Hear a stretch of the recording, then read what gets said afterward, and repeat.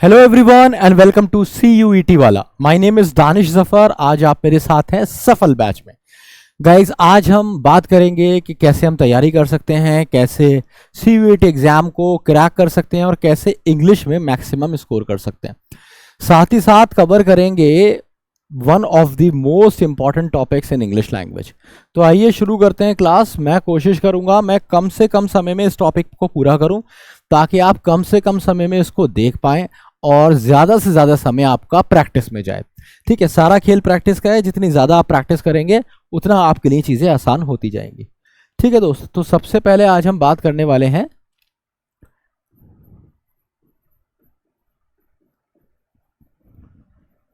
How to prepare for CUET, English कैसे तैयार करनी है। उसके बाद आज हम एक बहुत इंपॉर्टेंट काम करेंगे, 8 यूनिवर्सल रूल्स। ये बेसिकली बेसिक्स हैं इंग्लिश ग्रामर के। कुछ वोकैबलरी भी मैं आपके लिए लेके आया हूं। हर क्लास में हम कुछ वोकैबलरी भी करेंगे और ऐसा क्यों करेंगे ये भी आप जानेंगे आगे। ठीक है, और कुछ होमवर्क भी आपको मिलने वाला है। तो क्लास होने वाली है एक बहुत ही जबरदस्त, जिसमें बहुत सारा कंटेंट और बहुत सारा माल आपको मिलने वाला है। तो सबसे पहले आइए बात करते हैं how to prepare English for CUET exams. तो देखिए CUET का जो एग्जाम है ना, ये एक बहुत ऐसा एग्जाम है जिसको बहुत सारा बच्चा देगा और आप किसी ना किसी कॉलेज में जाने के लिए इस एग्जाम को देंगे। तो कोई भी कॉलेज है, कोई भी यूनिवर्सिटी है, कोई भी इंस्टीट्यूशन है, तो वो आपसे ये तो एक्सपेक्ट करता है कि आपको ये 3 चीजें आती हों: रीडिंग,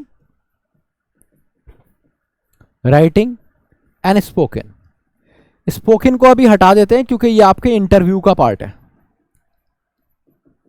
ये बेसिकली आपकी वो इंटरव्यू में चेक कर लेते हैं, लेकिन रीडिंग और राइटिंग आपकी यहीं चेक हो जाती है। तो मेनली रीडिंग, लिखना आजकल हमें बहुत ज़्यादा होता नहीं है। चैट जीपीटी और AI का ज़माना है। ठीक है, तो बढ़िया क्या है बात कि आप अभी वर्क करेंगे किस पे, रीडिंग पे। हर दिन आपको रीडिंग करनी है।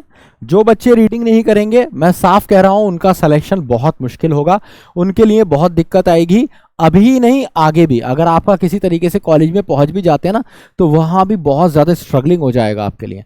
ठीक है, तो इसका ध्यान रखिएगा क्या कि रीडिंग आपको रेगुलर करनी है हर दिन। अब आप सोच रहे होंगे क्या पढ़ूं, तो मैं फटाफट आपको बता देता हूं।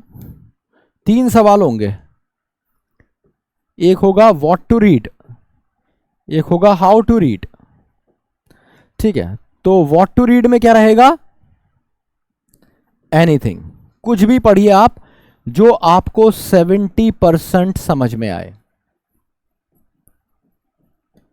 ठीक है, आप कोई नॉवेल ले लीजिए, मैगजीन ले लीजिए, ऑटोबायोग्राफी ले लीजिए, न्यूज़पेपर ले लीजिए, कोई भी टेक्स्ट बुक ले लीजिए या कोई स्टोरी बुक ले लीजिए, कुछ भी पढ़िए। और मैं आपसे यह भी कहूंगा कि हमेशा जब भी पढ़ें, रीड इन वैरायटी। अब मान लीजिए आपने एक नॉवेल लिया, 10 दिन में खत्म हो गया, अब नॉवेल मत उठाइए, अब कुछ दिन मैगजीन्स पढ़ लीजिए, कुछ दिन न्यूज़पेपर्स पढ़ लीजिए। तो वैरायटी में जब आप पढ़ते हैं तो आपको हर तरह की अंग्रेजी से गुजरने को मिलता है और आपकी अंग्रेजी बढ़िया हो जाती है। ठीक है, तो सबसे पहले आपको क्या करना है, रीडिंग करनी है हर दिन। किस चीज की रीडिंग करनी है, वैरायटी और अपनी एरिया ऑफ इंटरेस्ट में। अब इसका क्या मतलब हुआ भाई, किसी को फिलॉसफी अच्छी लगती है, ठीक है, किसी को क्या अच्छा लगता है, किसी को साइंस फिक्शन अच्छा लगता है, किसी को हॉरर अच्छा लगता है, किसी को थ्रिलर अच्छा लगता है ना, किसी को जो है साइकोलॉजी पढ़ने में मज़ा आता है, किसी को फिलॉसफी पढ़ने में मज़ा आता है। तो ये सब आपके एरिया ऑफ इंटरेस्ट होते हैं। अपने एरिया ऑफ इंटरेस्ट के हिसाब से आप एक किताब निकालिए, उसको पढ़िए और अच्छे से पढ़िए। ठीक है, समझ के पढ़िए। डेफिनेटली उसमें बहुत सारी चीज़ें ऐसी आएंगी जिसका मीनिंग आपको नहीं पता होगा। Definitely you will come across things the meaning of which you won't understand, जो आपकी समझ में नहीं आएंगे। तो आपको क्या करना है, उसके लिए आपको बनाना है एक वोकैबलरी रजिस्टर। ये बात याद रखिए, क्या बनाना है बच्चा, वोकैब रजिस्टर। इसमें आप वर्ड्स नोट डाउन करते रहेंगे, वो वर्ड्स भी जो आपको मैं लिखवाऊंगा और वो वर्ड्स भी जो आप खुद रीडिंग से करेंगे। इतना काम ये आपके हिस्से का है जो आपको हर दिन करना है, मिनिमम हर हाल में 30 to 45 मिनट्स। ठीक है, जिसमें आपको रीडिंग करनी है, वर्ड्स नोट डाउन करने हैं वोकैब रजिस्टर में जिसका मीनिंग समझ में नहीं आया, और वोकैब रजिस्टर मेंटेन करना है। एक बार क्विक रिवीजन कराता हूं कि मैंने आपको क्या बताया सीयूटी की तैयारी के लिए। देखिए, ग्रामर आपको मैं पढ़ा दूंगा सारी, वोकैब भी मैं बहुत सारी आपको करा दूंगा, पर एक पोर्शन होता है रीडिंग जो हर हाल में आपके एग्जाम में आएगा, जो आपको करना भी पड़ेगा और जो आपके लिए बहुत ज्यादा इंपॉर्टेंट है। इसको करने के लिए आप इससे भाग नहीं सकते हैं, हर हाल में आपको इसको तैयार करना पड़ेगा। तो उसके लिए मैंने आपको बताया कि आप हर दिन 30 से 45 मिनट रीडिंग करेंगे। क्या रीड करेंगे? अपना एरिया ऑफ इंटरेस्ट करेंगे और वैरायटी में करेंगे। ठीक है, कभी आप स्पोर्ट्स पढ़ लेंगे, कभी आप नॉवेल पढ़ लेंगे, कभी आप फिलॉसफी के बारे में पढ़ लेंगे, कभी न्यूज़पेपर, जैसा आपको अच्छा लगे। इसके बाद मैंने आपको बताया कि अपने एरिया ऑफ इंटरेस्ट के साथ साथ आपको क्या करना है कि एक वोकैब रजिस्टर भी मेंटेन करना है। ये वोकैब रजिस्टर में आप वर्ड्स लिखते रहेंगे जो आपको हेल्प करेंगे आपकी वोकैबलरी बिल्डिंग में। एक दिन में वोकैब नहीं बनती है, इसलिए मैं भी आपको हर दिन थोड़ी थोड़ी वोकैब कराने वाला हूं। साथ ही साथ आप भी जब रीडिंग करेंगे तो हर दिन थोड़ी वोकैब आप तैयार कर लेंगे और आपकी आत्मा तृप्त हो जाएगी, आपका एग्जाम क्लियर हो जाएगा। जो बच्चा इस काम को नहीं करेगा, क्लास शुरू होते ही सबसे पहली चीज बता रहा हूं ये, तो सोच लो कितनी इंपॉर्टेंट होगी। जो इस काम को नहीं करेगा उसका सिलेक्शन होना बहुत मुश्किल है, ठीक है, और आगे का सर्वाइवल भी बहुत मुश्किल होगा। तो ये एक मौका है, इसको कर लीजिएगा। अब बात करते हैं 8 यूनिवर्सल रूल की। तो 8 यूनिवर्सल रूल में आज आप ऑल रूल्स मेरे साथ जानेंगे और बिल्कुल ना बेसिक से जानेंगे। होता क्या है, जब भी हम पढ़ना शुरू करते हैं कुछ, तो हमारी एक एक्सपेक्टेशन होती है कि टीचर बिल्कुल बेसिक से पढ़ाए। बच्चे अगर लाइव होते क्लास में कह रहे होते सर बेसिक पढ़ाना, सर बिल्कुल बेसिक पढ़ाना, तो मेरे बच्चे जो मैं तुम्हें पढ़ा रहा हूं ना, तुम ऐसे ही समझ लो कि एकदम बेसिक है ये। ठीक है, अगर आपको ये अच्छे से आ गया, आगे की चीजें बहुत इंपॉर्टेंट है, वो आपको एकदम समझ में आती चली जाएंगी। तो ये आपकी फाउंडेशन है। यहां पर आप ये जानेंगे कि कैसे वर्ब्स वर्क करती हैं, कितनी पॉसिबिलिटीज एक वर्ब की होती हैं, किस तरीके से वर्ब सब्जेक्ट के साथ लगती है, और ऐसा कोई सेंटेंस ही नहीं है जिसमें वर्ब नहीं आती। तो वर्ब्स अगर आपको अच्छे से आ जाती है तो आपकी अंग्रेजी का सफर काफी आसान हो जाएगा। तो ये मोस्ट इंपॉर्टेंट क्लास है आपके बेसिक्स को बढ़िया करने के लिए। आज आप लर्न करेंगे मेरे साथ ऑल बेसिक्स, सारे बेसिक्स, और इनको प्रैक्टिस भी करेंगे। साथ में कुछ वोकैबलरी भी आप करने वाले हैं। ठीक है, तो चलिए शुरू करते हैं विदाउट वेस्टिंग सिंगल मिनट। तो हम बिल्कुल बेसिक से स्टार्ट करने वाले हैं। नोटबुक अपनी बंद कर दीजिए, पेन का ढक्कन लगा दीजिए, मुझे सुन लीजिए। ठीक है, बहुत जल्दी मैं कोशिश करूंगा आपको समझाने की चीज़ों को। जो डाउट आएगा, कन्फ्यूजन्स आएंगे, वो क्वेश्चंस करके आपके ठीक हो जाएंगे। क्वेश्चंस करके भी नहीं होंगे तो डीपीपी करके हो जाएंगे, ये मेरा वादा है आपसे। ठीक है,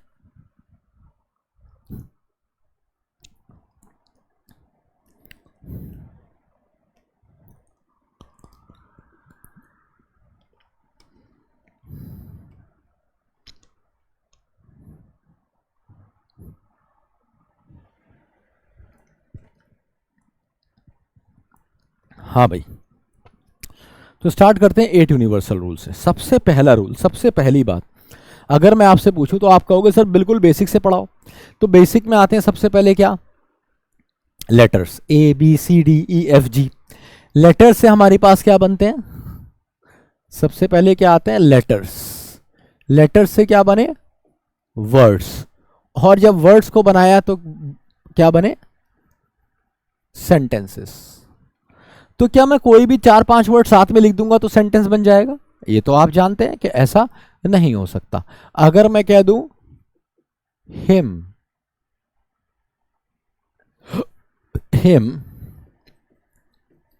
नाइसली गो अपॉन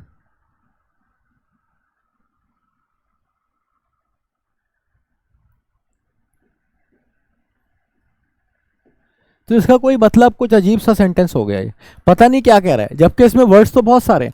तो इसका मतलब ये नहीं कि आप कुछ भी वर्ड लगा देंगे तो सेंटेंस बन जाएगा, इसका कोई मीनिंग नहीं है। तो हमेशा कभी भी आपको सेंटेंस बनाना होगा तो आप जानते हैं आपके पास दो चीजें होनी चाहिए। एक तो सब्जेक्ट होना चाहिए और साथ में वर्ब होना चाहिए। ये दो चीजें आप बना देंगे, लगा देंगे तो सेंटेंस हो जाएगा। और दुनिया का कोई भी सेंटेंस बिना इन दोनों के नहीं बन सकता। कोई भी आप सेंटेंस बनाएंगे तो उसके अंदर या तो वर्ब होगी या सब्जेक्ट होगा, ये जरूरी है, दोनों होंगे, हमेशा होंगे। ठीक है, कोई भी सेंटेंस आप बनाएंगे तो अगर आप वर्ब को समझ लें, क्योंकि सेंटेंस बोला बाला है, सीधा साधा है, इसमें कुछ है नहीं समझने का, बहुत सीधा साधा है। ये बेचारा या तो होता है सिंगुलर या होता है प्लूरल।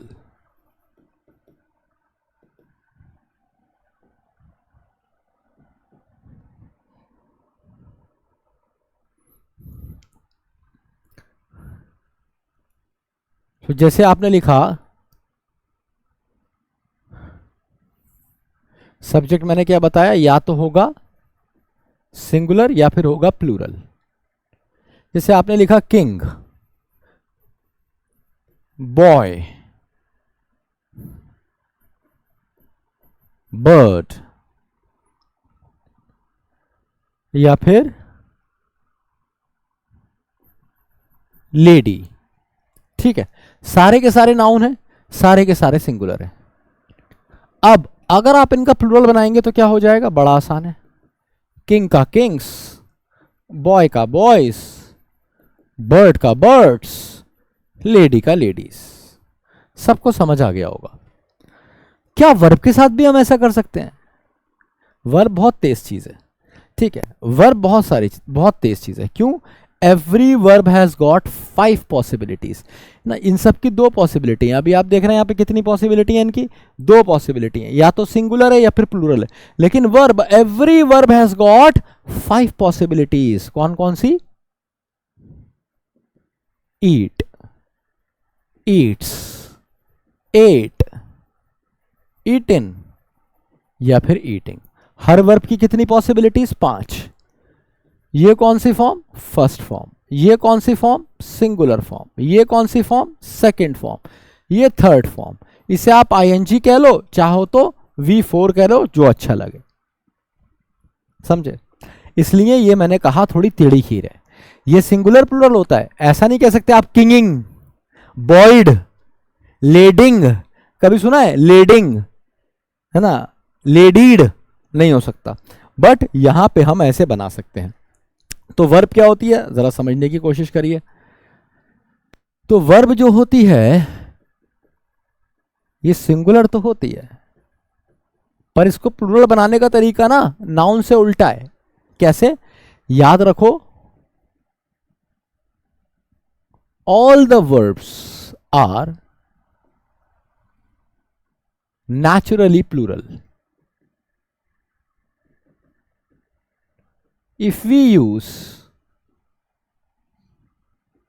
s या फिर es after them, it becomes singular. ठीक है, तो क्या कह रहा है, all the verbs are naturally plural. सारे वर्ब्स जो होते हैं वो पहले से प्लूरल होते हैं। अगर आप उसके साथ एस और एस लगाते हैं तो वो क्या बन जाते हैं, वो सिंगुलर बन जाते हैं। नहीं समझे? कहने का मतलब है, अगर आप लिखेंगे गो, अगर आप लिखेंगे रन, अगर आप लिखेंगे प्ले, अगर आप लिखेंगे वर्क, तो भाई ये सारे के सारे सिंगुलर नहीं है, प्लूरल हैं। इन्हें सिंगुलर बनाना है तो इसमें एस लगाना पड़ेगा, ईएस लगाना पड़ेगा। गो का गोस, रन का रन्स, प्ले का प्लेस, वर्क का वर्क्स। तो इसकी प्लूरल फॉर्म क्या होती है, जो नॉर्मल वाली होती है, गो, रन, प्ले, वर्क। तो याद रखो, वर्ब हमेशा उल्टा चलती है ना। अब आती है अगली बात। तुम सोचोगे सर ये सब बता क्यों रहे हो, सब्जेक्ट सिंगुलर, एस और एस लगाया प्लूरल, वर्ब पहले से प्लूरल, एस और एस लगाया तो सिंगुलर, सर ये सब बता ही काहे रहे हो? तो भाई इसको बता इसलिए रहे हैं क्योंकि एक बात याद रखिए, सब्जेक्ट वर्ब अग्रीमेंट का एक रूल है, सिंपल सा रूल कहता है कि सब्जेक्ट अगर है सिंगुलर तो अपने साथ वर्ब भी कैसा लेगा?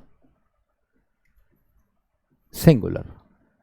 ठीक है, अगर सब्जेक्ट है प्लूरल तो अपने साथ वो वर्ब भी कैसा लेगा? प्लूरल।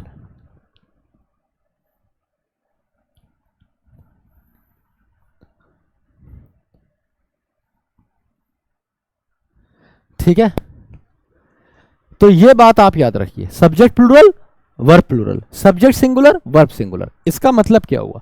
इसका मतलब हुआ बेटा, अगर कहोगे किंग तो कहना पड़ेगा गोस, लेकिन अगर कहते किंग्स तो कहते गो। इसी तरीके से अगर कहोगे बर्ड तो कहना पड़ेगा प्लेस, सिंगुलर के साथ सिंगुलर। अगर कहते बर्ड्स तो कहना पड़ता प्ले। लेडीज वर्क और लेडी के साथ कहना पड़ेगा वर्क्स। इसको और आसानी से समझा देता हूं एक टेबल से।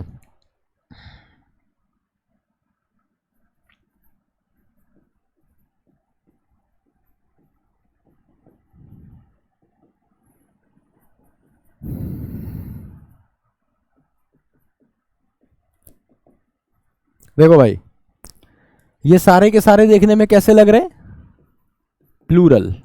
ये सारे के सारे देखने में कैसे लग रहे हैं? सिंगुलर। ठीक है, यहां पे मैंने बर्ड्स क्यों लिखा है? एक नाउन भी लिख दिया, कुछ प्लूरल सब्जेक्ट लिखे साथ में नाउन लिख दिया। तो अगर मैं कहूंगा वी लव तो he loves, you play she place, they work it works, birds fly bird flies. इसको एक और तरीके से याद रख सकते हैं, अगर एस और यस यहां लगा है तो यहां नहीं लगेगा, अगर यहां नहीं लगा है तो यहां पे लग जाएगा। अब आता है आई। आई थोड़ा सा अलग है, जैसे अंग्रेजी, जैसे हिंदी में हम होता है ना, हम ये नहीं करते, हम यहां नहीं जाते, हम झूठ नहीं बोलते, जगह जगह पे अंग्रेजी में हम है। तो इसी हम को हिंदी में हम है, इसको हमने अंग्रेजी में आई कह दिया है। तो ये होता तो सिंगुलर है पर अपने साथ हमेशा प्लूरल वर्ब लेता है, इसलिए हम क्या कहते हैं? I work, I fly, I go, I dance, है ना, हमेशा ऐसे यूज करते हैं, एस और यस नहीं यूज करते। ठीक है, इन सब के साथ आप यूज करते हैं आर, इन सब के साथ आप यूज करते हैं इस, और आई के साथ यूज करते हैं एम। इन सब के साथ आप यूज करते हैं वर, इन सब के साथ आप यूज करते हैं वॉस, और आई के साथ यूज करते हैं वॉस। आई की कहानी अलग रहेगी। इन सब के साथ हैव, इन सब के साथ हैज, और आई के साथ हैव। ठीक है, ये था हमारा basics of subject verb agreement, rule number 1। एक बार क्विक रिवीजन कराता हूं 10 सेकंड में कि मैंने आपको क्या पढ़ाया। मैंने आपको बताया कि किसी भी सेंटेंस को बनाने के लिए आपको दो चीजें चाहिए, एक सब्जेक्ट और एक वर्ब। अगर सब्जेक्ट सिंगुलर है तो वर्ब भी सिंगुलर रहेगी, अगर सब्जेक्ट प्लूरल है तो वर्ब भी प्लूरल रहेगी। इन दोनों को मिलाने के बाद ही सेंटेंस बनता है, सब्जेक्ट और वर्ब को। यह बात आपको पता चली कि सब्जेक्ट सिंगुलर होते हैं, उनको एस और यस लगा के हम क्या बना लेते हैं? प्लूरल बना लेते हैं। यहां आपको यह बात पता चली कि सारे वर्ब्स पहले से प्लूरल होते हैं, उनके साथ जब हम एस और यस लगा देते हैं तो वो क्या बन जाते हैं? सिंगुलर बन जाते हैं। फिर हम आगे बढ़े और हमने जाना कि सिंगुलर सब्जेक्ट के साथ सिंगुलर वर्ब, प्लूरल सब्जेक्ट के साथ प्लूरल वर्ब। इस बात को मैंने स्थापित किया इन एग्जाम्पल से। ठीक है, ये सिंगुलर तो ये सिंगुलर, ये प्लूरल तो ये प्लूरल। आई एक एक्सेप्शनल केस है जिसको मैंने यहां पे बता दिया। ठीक है, अब एक इसमें लास्ट केस में पढ़ा के आपको आगे बढ़ जाता हूं। देखिए, कभी कभी सेंटेंस ऐसा आता है कि आप कंफ्यूज हो जाते हैं, जैसे if she were a queen she would help me. ऐसा सेंटेंस बच्चा देखता है ना, कंफ्यूज हो जाता है। बच्चा बिल्कुल कंफ्यूज नहीं होना। ये सेंटेंस कैसा है? हाइपोथेटिकल है। यहां पे वर यूज हुआ है शी के साथ, आपने यहां पे क्या पढ़ा भाई? कहां रहा शी के साथ आपको पता है क्या यूज करना है? वॉस। पर यहां वर कर रहे हो, क्यों? क्योंकि ये सेंटेंस हाइपोथेटिकल हो गया। कैसा हो गया? हाइपोथेटिकल। तो याद रखो, क्या है ये?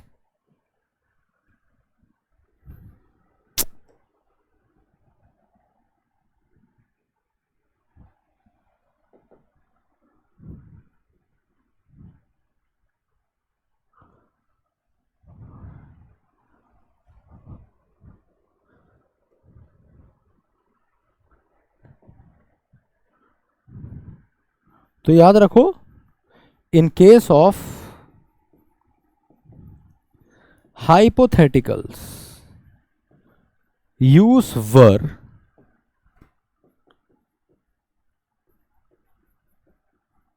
irrespective of the subject। कह रहा है सब्जेक्ट कुछ भी हो, इररिस्पेक्टिव ऑफ द सब्जेक्ट का मतलब है सब्जेक्ट कुछ भी हो, वर्क का ही इस्तेमाल करना है। जैसे मैंने शी के साथ भी वर्क किया, क्योंकि मैं क्या कह रहा हूं, अगर वे रानी होती, वो रानी है नहीं, मैं कह रहा हूं अगर रानी होती, if she were a queen she would help me. या एक सेंटेंस और देखिए,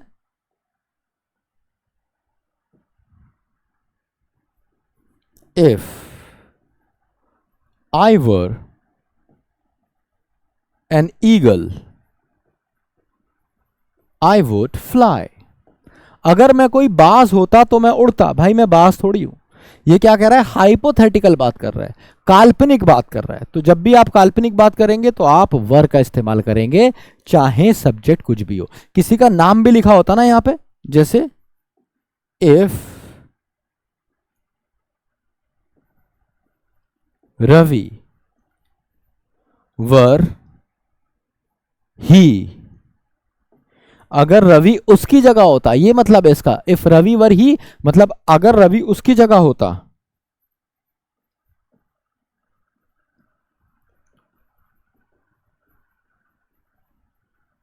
ही वुड नॉट मिसबिहेव, तो वो मिसबिहेव नहीं करता। तो क्या कह रहा है? इफ रवि वर ही, अगर रवि उसकी जगह होता तो वो मिसबिहेव नहीं करता। ठीक है, तो मैंने क्या पढ़ाया आपको? मैंने आपको बताया कि सब्जेक्ट और वर्ब बन के ही सेंटेंस बनता है। अगर सब्जेक्ट सिंगुलर है तो वर्ब भी सिंगुलर आएगा, अगर सब्जेक्ट प्लूरल है तो वर्ब भी प्लूरल आएगा। दूसरी चीज मैंने आपको बताई, ये टेबल दी कि भाई इस चीज को यहां से देख लो। कभी कभी ऐसा होगा कि सब्जेक्ट सिंगुलर है तभी भी वर लगा हुआ है, तो उससे परेशान नहीं होना, वो हाइपोथेटिकल केस होगा, आप काल्पनिक बात कर रहे होंगे। उम्मीद है ये आपको एकदम एग्जैक्टली समझ में आ गया होगा। ये था हमारा रूल 1। ठीक है, let's move on to the next rule,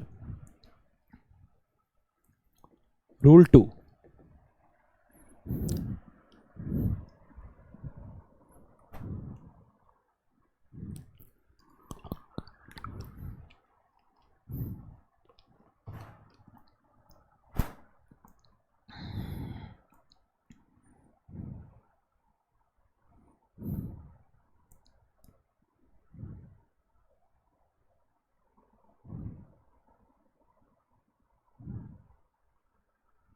देखिए, इनको आप जानते होंगे, डिड, डू, डस। जानते हैं कौन है ये है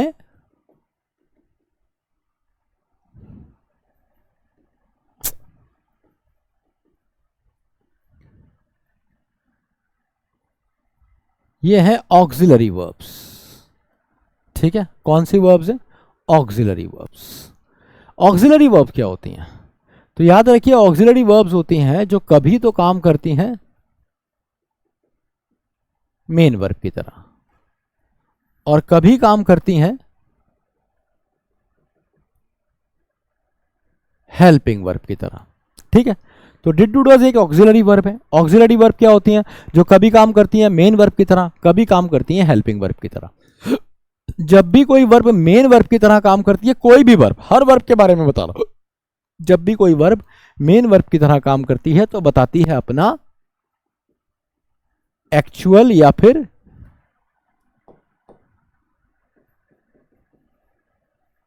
लिटरल मीनिंग।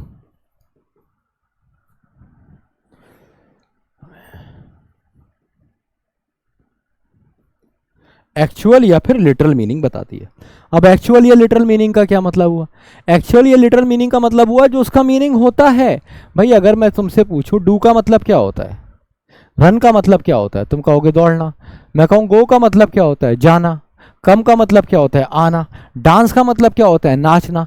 ऐसे ही डू का मतलब क्या होता है, तुम कहोगे करना। तो जब भी ये मेन वर्ब की तरह यूज होगी तो इसका मतलब करना आएगा। जैसे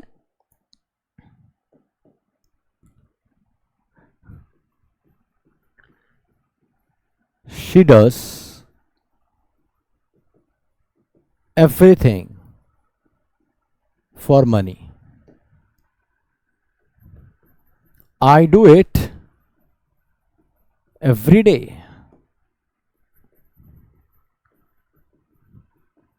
They did the task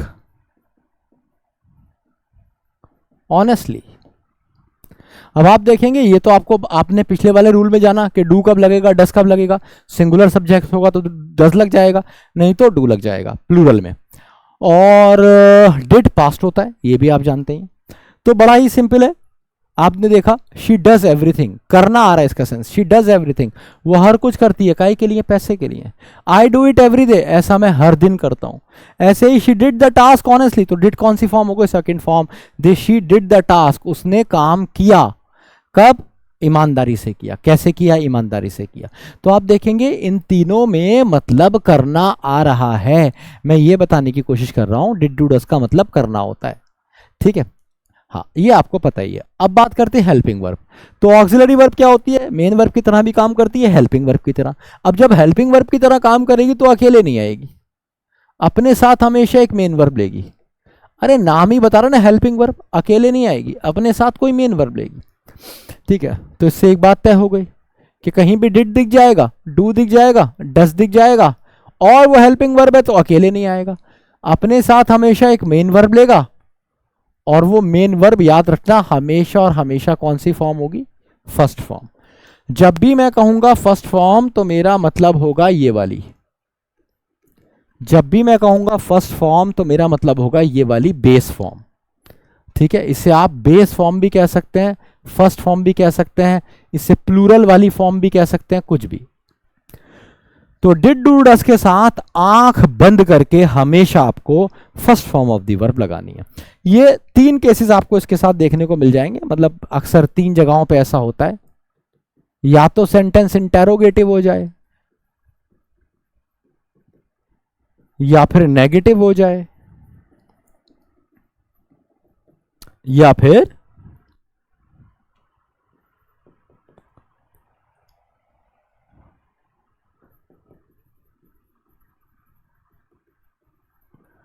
फिर आप एम्फेसाइज कर रहे हो। तो इंटेरोगेटिव आप कभी भी बनाएंगे सेंटेंस तो आपको डिड डू डज उसमें देखने को मिलेगा। जैसे मान लीजिए मैंने कहा did she help the needy. अब जब ये क्वेश्चन आया ना एग्जाम में तो बच्चा कंफ्यूज हुआ, उसको लगा यार शी के साथ हेल्प्स लगना चाहिए था, नहीं लगेगा हेल्प्स, अब नहीं लगेगा, डिड आ गया ना, बात खत्म। Did she help the needy, या फिर डज ही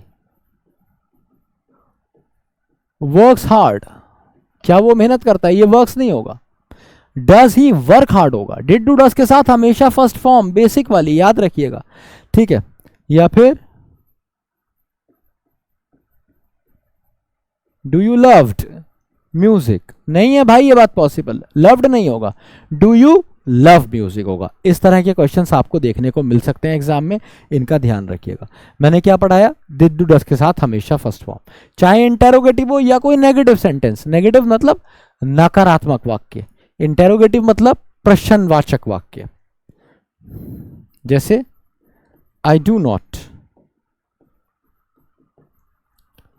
हेल्प अ स्लैकर, मैं किसी कामचोर की मदद नहीं करता। She does not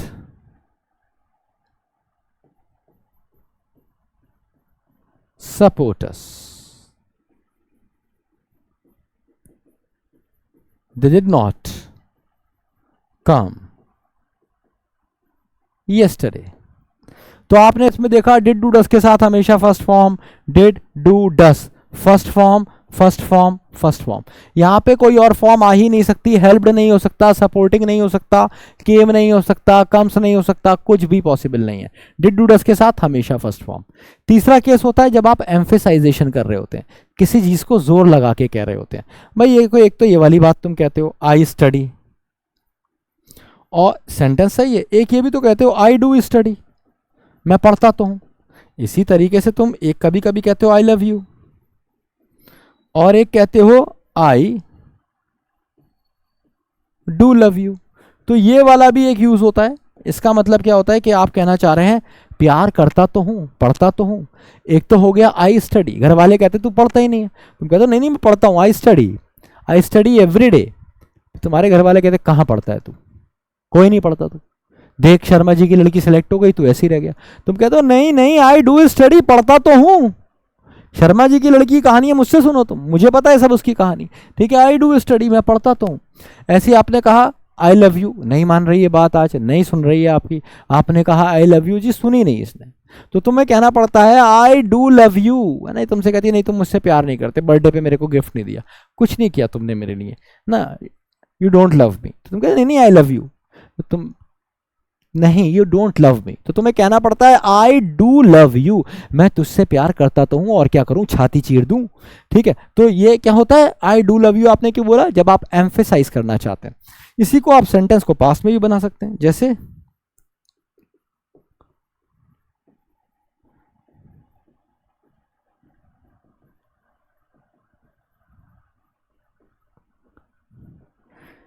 she did love me, उसने मुझसे प्यार किया तो था, शी डिड लव मी, उसने मुझसे प्यार किया तो था, but she didn't marry me, पर उसने मुझसे शादी नहीं करी।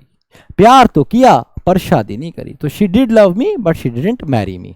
ठीक है भाई, तो याद रखिए डिड डू डस के साथ आप हमेशा क्या यूज करते हैं, first form of the verb. ये था आपका रूल 2। एक बार शॉर्ट में बताता हूं 10 सेकंड में मैंने क्या पढ़ाया। मैंने आपको पढ़ाया कि डिड डू डज एक ऑक्सिलरी वर्ब है। कैसी वर्ब है, ऑक्सिलरी। ऑक्सिलरी वर्ब मतलब जो कभी काम करेगी मेन वर्ब की तरह, कभी काम करेगी हेल्पिंग वर्ब की तरह। कभी भी कोई वर्ब अगर मेन वर्ब की तरह काम करती है तो बताती है अपना एक्चुअल मीनिंग। तो डिड डू डज का एक्चुअल मीनिंग क्या होता है, करना। तो इन सारे सेंटेंसेस में इसने क्या बताया, करना।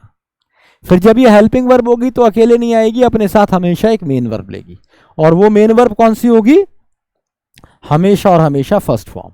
हमेशा देखोगे first form, first form, first form, first form, first form, first form. चाहे सेंटेंस इंटेरोगेटिव हो, नेगेटिव हो, एम्फेसाइजेशन हो, कैसा हो, first form, first form, first form. उम्मीद है ये रूल आपको एग्जैक्टली समझ आ गया होगा। Let's move on to the next rule, rule 3।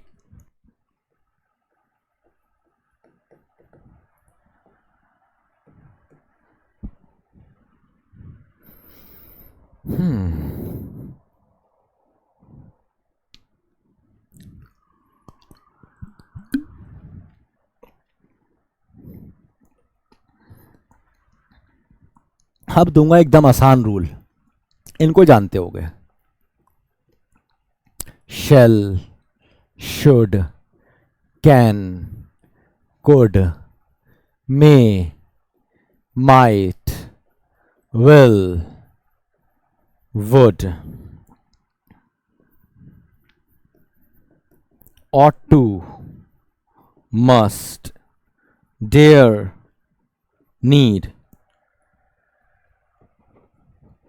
ठीक है, इनको अगर आप गौर से देखेंगे तो जान लीजिए ये सारे के सारे हैं मॉडल्स। अब मॉडल्स क्या होते हैं, मॉडल्स का कैसे इस्तेमाल होता है, मॉडल को हम कहाँ कहाँ यूज करते हैं, ये सब आप मेरे साथ आगे जानेंगे एक लंबी क्लास में मॉडल्स की, जिसमें मैं सिर्फ और सिर्फ आपको मॉडल्स ही पढ़ाने वाला हूं। अभी फिलहाल ये जान लीजिए कि आपको कहीं भी मिल जाए। अभी हम क्या पढ़ रहे हैं, अभी हम वर्ब्स के यूसेज पढ़ रहे हैं कि कहाँ पे फर्स्ट फॉर्म, ये आप हमेशा इसमें कंफ्यूज रहते हैं, कहाँ फर्स्ट फॉर्म लगाऊं, कहाँ सेकंड लगाऊं, कहाँ थर्ड लगाऊं, कहाँ फोर्थ लगाऊं। ये चीज़ें ना यार बड़ा परेशान करती हैं आपको। तो इसलिए मैं आपको क्या बता रहा हूँ कि या अभी मैं आपको इन वर्ब्स को हैंडल करना सिखा रहा हूँ। ये जो वर्ब्स है ना 5 पॉसिबिलिटीज, हर वर्ब की 5 पॉसिबिलिटीज, इन्हीं के बारे में हम बार बार बात कर रहे हैं। ईट, ए, ईट्स, एट, ईटन या फिर ईटिंग, हर वर्ब की 5 पॉसिबिलिटी।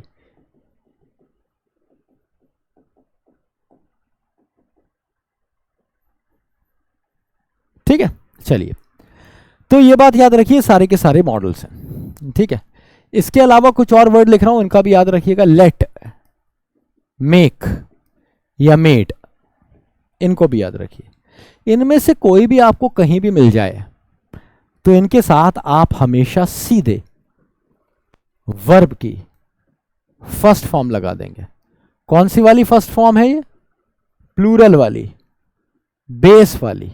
और ये कैसे लगेगी? विदाउट TO2 लगेगी, टू भी ऐड नहीं करना है, सीधे फर्स्ट फॉर्म लगनी है इन सभी के साथ हमेशा, कोई एक्सेप्शन नहीं है, ठीक है। जैसे मैंने कहा, आई शैल नॉट कम टुमारो, तो देखो शैल के साथ सीधे फर्स्ट फॉर्म, ये कुछ और नहीं हो सकता, केम नहीं हो सकता, कमिंग नहीं हो सकता, या ही विल बीइंग लेट नहीं हो सकता। विल के साथ हमेशा first form, he will be late, हमेशा फर्स्ट फॉर्म, बी की फर्स्ट फॉर्म बी होती है। ऐसे ही they ought to love their country, वो अपनी कंट्री से प्यार करते ही हैं, मतलब कोई भी आदमी अपनी कंट्री से प्यार करता ही है, करना चाहिए, ये वाला सेंस देता है। ऑट टू शुड जैसा होता है। बाकी कहानी ऑट टू के बारे में आप जानेंगे मॉडल्स की क्लास में, इतना याद रखिए, इनके साथ फर्स्ट फॉर्म। दूसरी बात, ऑट टू हमेशा ऐसे लिखा जाता है, ये मत सोचिए मैंने टू एक्स्ट्रा लगाया, ये लिखा ही ऐसे जाता है, ठीक है। या फिर ही मस्ट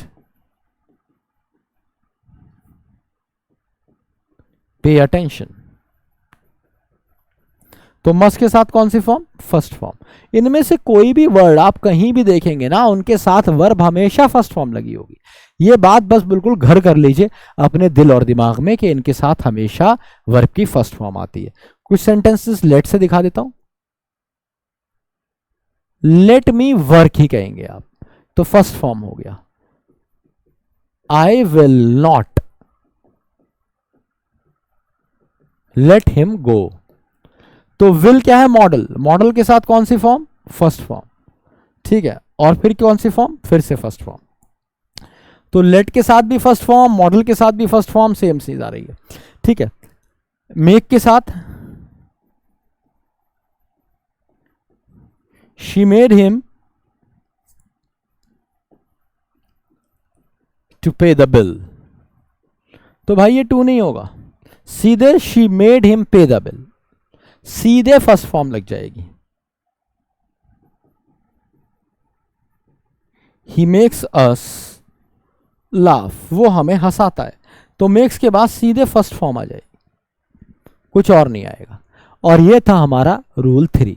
तो एक बार क्विक रिवीजन, मैंने आपको क्या पढ़ाया, अभी ये छोटे छोटे रूल पढ़ा रहा हूं, अभी आएगा इसके बाद एक बड़ा और खतरनाक रूल जिसपे दम लगाना पड़ेगा। अभी मैंने क्या पढ़ाया कि shall, should, can, could, may, might, ये सारे मॉडल होते हैं।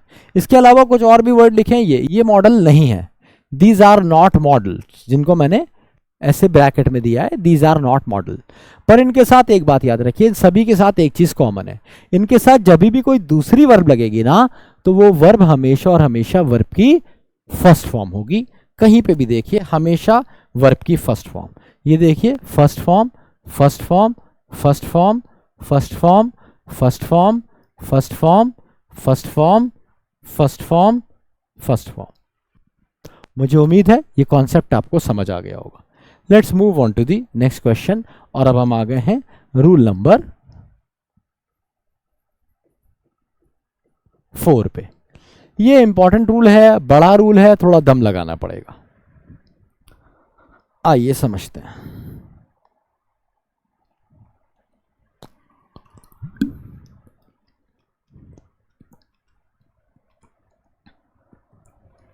दूसरी ऑक्सिलरी वर्ब पढ़ते हैं, इनको जानते होंगे आप, हैव, हैज, हैड, हैविंग, इसको जानते होंगे। ये क्या है भाई? ये भी ऑक्सिलरी वर्ब है।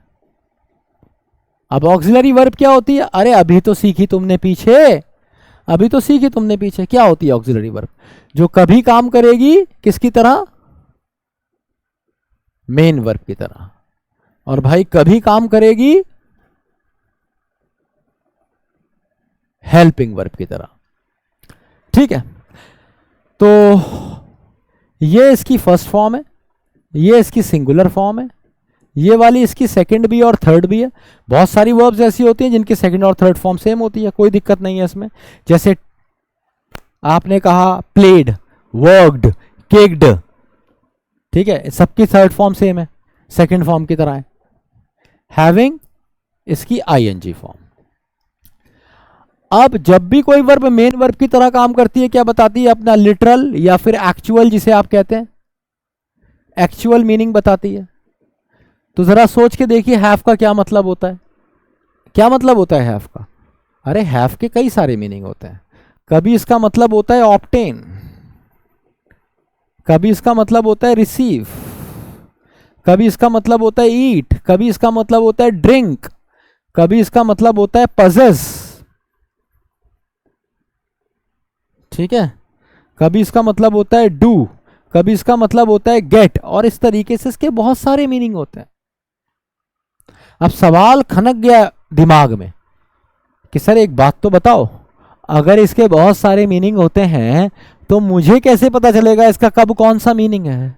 तो बहुत आसान है भाई, मैं सेंटेंस लिख रहा हूं, तुम भग से समझ जाओगे, अपने आप समझ जाओगे, खुद देख लोगे। मैं 5-6 सेंटेंसेस लिख रहा हूं, जैसे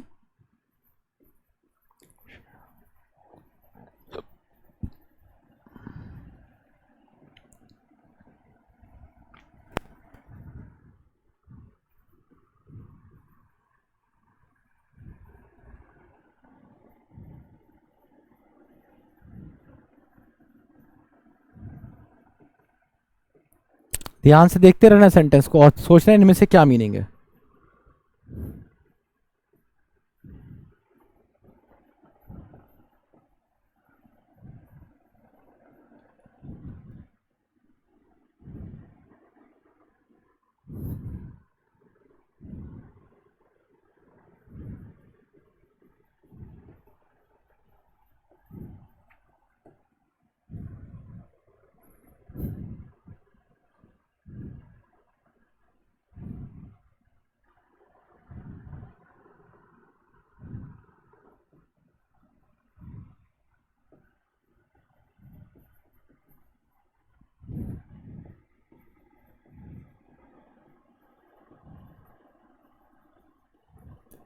जरा सेंटेंस पे गौर करिए और ये सोचने की कोशिश कीजिए कि किस सेंटेंस में हैव का क्या मीनिंग है।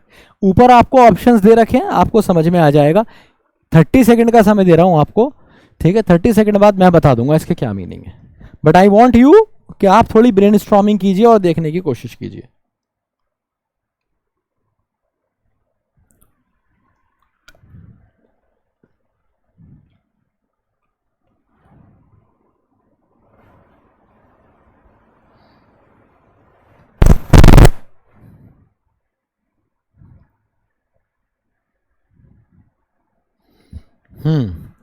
देखिए, she has good marks in English. अब मार्क्स को आप क्या करते हैं? मार्क्स को आप, इसका मतलब गेट भी हो सकता है, शी गेट्स भी हो सकता है इसका मतलब, या इसका मतलब रिसीव या ऑब्टेन से हो सकता है, शी ऑब्टेन्स या रिसीव्स।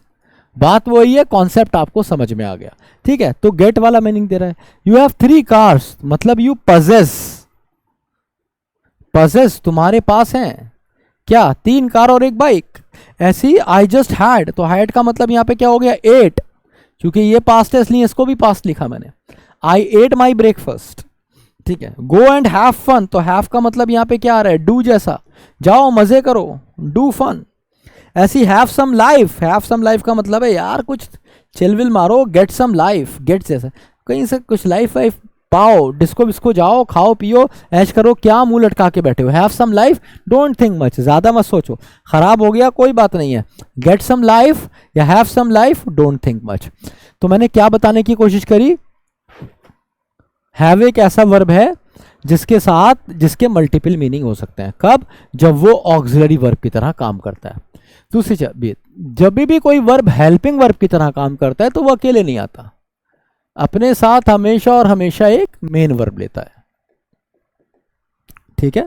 जब भी कोई वर्ब हेल्पिंग वर्ब की तरह काम करता है तो अकेले नहीं आता, अपने साथ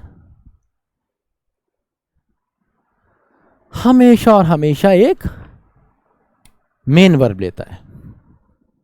ठीक है, अब वो मेन वर्ब कौन सी होगी?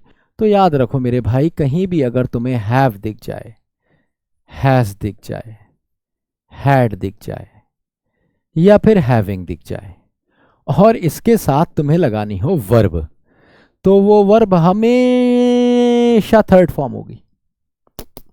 Third form. अभी तक तुम क्या पढ़ते आ रहे थे? अभी तक तुमने इन दोनों के बारे में जाना सब कुछ। अब पहली बार रूल नंबर 4 में तुमने क्या जाना कि थर्ड फॉर्म भी यूज होती है हैव के साथ, हमेशा, हमेशा ही होगी। कोई भी सेंटेंस दुनिया का सोच लो, हैव हैज हैड आएगा तो थर्ड फॉर्म आएगी। आओ दिखाता हूं कैसे।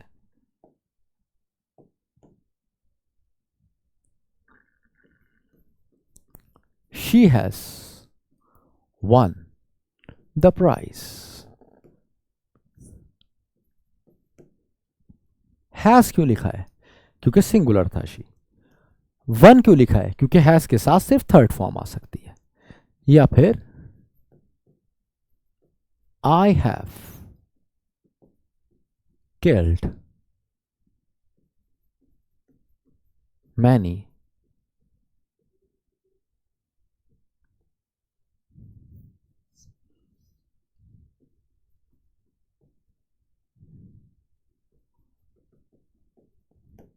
I have killed many mosquitoes. ठीक है, तो यहां पे हैव के साथ क्या आया? Third form I. किल्ड का क्या मतलब है? मैंने मार दिए हैं बहुत सारे मॉस्क्यूटोज, तो हैव के साथ भी थर्ड फॉर्म। हैड से देख लेते हैं।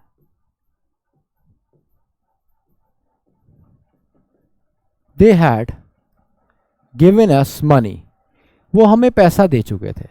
तो यहां पे गिविंग नहीं हो सकता है, गेव नहीं हो सकता है, किलिंग नहीं हो सकता है, किल्ड ही रहेगा। ऐसे ही विन नहीं हो सकता, वन ही रहेगा। तो मैंने आपको क्या बताया, कहीं भी आपको हैव दिख जाए तो उसके साथ फर्स्ट फॉर्म, वो थर्ड फॉर्म, और हमेशा थर्ड फॉर्म, हमेशा थर्ड फॉर्म। ठीक है, तो ये मैंने एक सेंटेंस आपको हैव से दिया, एक हैड से दिया, एक हैज से दिया। हैविंग समझ लेते हैं। हैविंग थोड़ा सा टेढ़ा है। जब भी आप हैविंग के साथ थर्ड फॉर्म लगाते हैं ना तो परेशान नहीं होइए, ये बदल जाता है, ये बनाता है परफेक्ट पार्टिसिपल।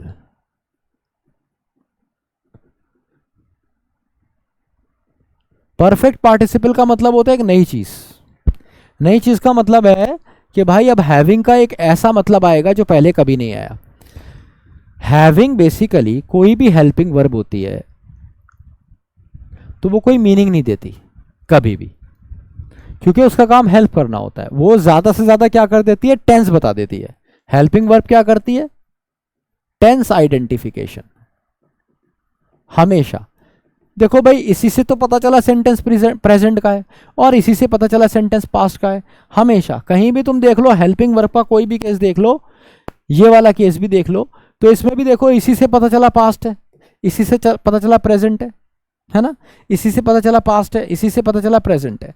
तो हेल्पिंग वर्ब का काम हमेशा टेंस बताना होता है, वो कोई मीनिंग नहीं देती है। पर इस केस में हैविंग एक मीनिंग देता है। हेल्पिंग वर्ब होने के बावजूद इसके साथ थर्ड फॉर्म लगी है, ये मेन वर्ब है, यहां पे मीनिंग दे रहा है ना, परफेक्ट पार्टिसिपल है। हैविंग का मतलब क्या आएगा यहां पे? भाई हैविंग का मतलब इन केसेस में आता है आफ्टर, और ये थर्ड फॉर्म है, इसका सेंस आता है आईएनजी वाला। मैं ये बिल्कुल नहीं कह रहा हूं कि हैविंग की जगह आप आफ्टर लिख देना और थर्ड फॉर्म की जगह आईएनजी लिख देना। मैं ये कह रहा हूं लिखा हैविंग जाएगा मतलब आईएनजी से, मतलब आफ्टर आएगा। लिखा थर्ड फॉर्म जाएगा मतलब आईएनजी आएगा। कैसे?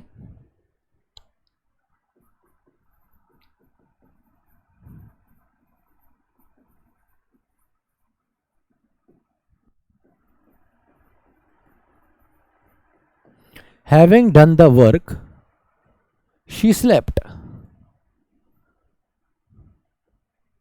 ठीक है, काम करके वो सो गई। तो अब तुम सोचोगे क्या मतलब है इसका? तो भाई इस सेंटेंस को ना तुम ऐसे भी लिख सकते थे, कोई दिक्कत नहीं थी। After doing the work she slept. दोनों तरीके बिल्कुल सही हैं बच्चा, चाहे ऐसे लिख लो चाहे ऐसे लिख लो, हमेशा याद रखो। कुछ और एग्जाम्पल देखो, जैसे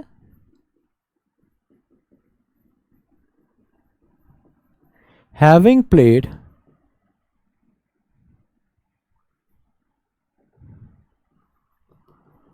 क्रिकेट ही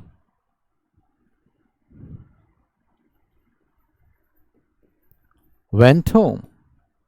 वो घर चला गया। तो ये हैविंग प्लेड का क्या मतलब है?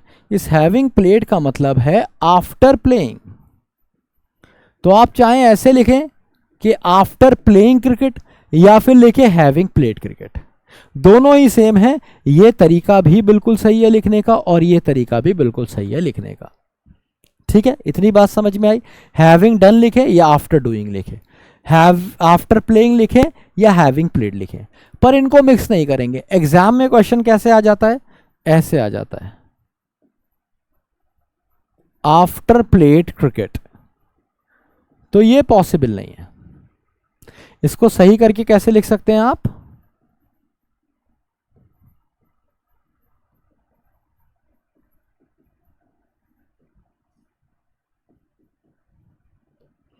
After playing cricket.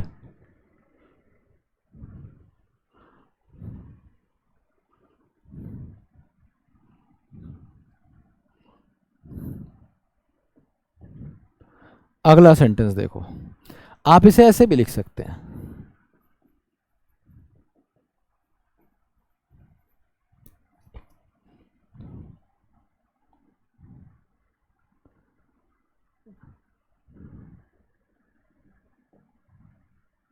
कभी कभी एग्जाम में ऐसे भी आ जाता है, after having done her work she went to market. अपना काम करने के बाद वो मार्केट चली गई। अब ये बच्चा ना एरर समझ नहीं पाता इसमें, पर बहुत बड़ा एरर है भाई। इस आफ्टर की क्या जरूरत है? जरूरत ही नहीं है ना, क्योंकि हैविंग का तो खुद मतलब आफ्टर है और डन का मतलब डूइंग है। तो जब हैविंग का मतलब आफ्टर है और डन का मतलब डूइंग है, कहानी खत्म हो गई। तो having done her work she went to market, बात खत्म। तो ये वाला आफ्टर नहीं आएगा। क्यों? क्योंकि हैविंग डन का मतलब ही आफ्टर डूइंग है। तो दो दो आफ्टर हो जाएंगे, आफ्टर आफ्टर डूइंग, इसलिए ऐसा नहीं हुआ। ठीक है, तो एक बार क्विक रिवीजन, क्या पढ़ाया मैंने आपको रूल 4 में, ध्यान रखिएगा, इन पे क्वेश्चन जरूर बनते हैं। एक सेंटेंस और देख लो। अच्छा,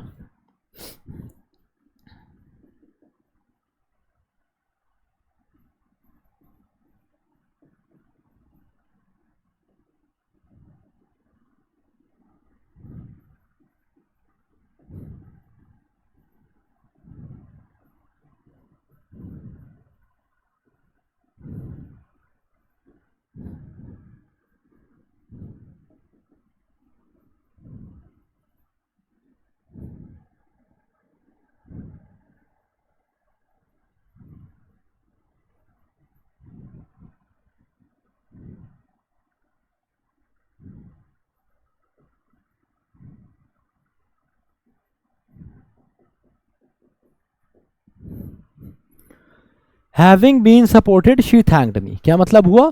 सपोर्ट किए जाने के बाद, क्योंकि मैंने बीन लगा दिया, ये बीन के साथ थर्ड फॉर्म लगी हुई है ना, ये पैसिव जैसा हो जाता है, मतलब सब्जेक्ट खुद काम नहीं कर रहा, उस पर किया जा रहा है। तो having been supported she thanked me, तो उसने मुझे शुक्रिया अदा किया। क्यों? क्योंकि उसे सपोर्ट किया गया था मेरे द्वारा। हैविंग बीन सपोर्टेड, सपोर्ट किए जाने के बाद, शी थैंक्ड मी, उसने मुझे शुक्रिया दिया गया। या फिर हैविंग बीन बीटन, पीटे जाने के बाद, ही फाइल्ड एन एफआईआर, उसने एक एफआईआर रजिस्टर करवाई। कब? जब उसे पीट दिया गया। अगर मैं लिखता हैविंग बीटन, तो इसका मतलब होगा आफ्टर बीटिंग, इसने ही मारा और इसने ही एफआईआर कराई। तो ये हमारे यूपी में होता है, बिहार में, बाकी और जगह नहीं होता कहीं। ठीक है, लेकिन हैविंग बीन बीटन का मतलब है पीटे जाने के बाद, जब इसे पीट दिया गया तो इसने एफआईआर कराई। एक बार क्विक रिवीजन, क्या कराया मैंने इसमें? मैंने आपको बताया हैव, हैज, हैड, हैविंग, ये एक ऑक्सिलरी वर्ब है। ऑक्सिलरी वर्ब कैसी वर्ब होती है? जो कभी काम करती है मेन वर्ब की तरह, कभी काम करती है हेल्पिंग वर्ब की तरह। जब भी कोई वर्ब मेन वर्ब की तरह काम करती है बताती है अपना एक्चुअल मीनिंग, और ये इतने सारे इसके एक्चुअल मीनिंग मैंने आपको दे दिए। फिर मैंने आपको बताया कोई भी वर्ब अगर हेल्पिंग वर्ब होती है तो अकेले नहीं आती, अपने साथ हमेशा मेन वर्ब लेती है। और हैव, हैज, हैड, हैविंग के केस में ये मेन वर्ब हमेशा थर्ड फॉर्म होती है। ये रहे इसके सारे एग्जाम्पल। देखो third form, third form, third form आएगा हमेशा।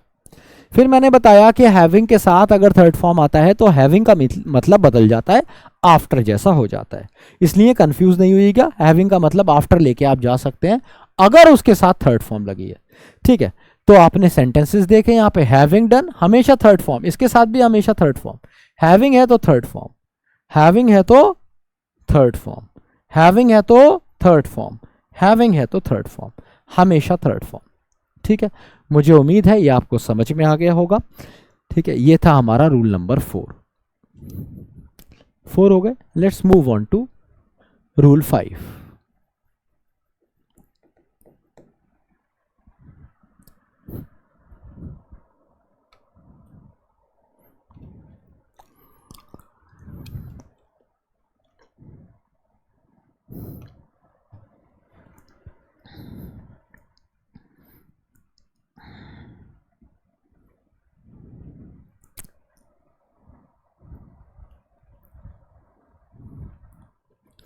रूल 5, अभी तक आपने देखा जब हमने बात करी ईट की, है ना, हमने बात करी ईट्स की, है ना, हमने एट, ईटन, ईटिंग, इनमें से अभी इसकी बात नहीं करी है, तो ये रूल इसके बारे में। रूल नंबर 5 आसान सा रूल है। याद रखिए जो second form of the verb है सिर्फ एक ही जगह आती है, अगर सेंटेंस पास्ट इंडेफिनिट हो जाता है। जब भी आप सेंटेंस में पास्ट इंडेफिनिट लगाते हैं, जैसे आई वेंट टू गोवा, जैसे she help me,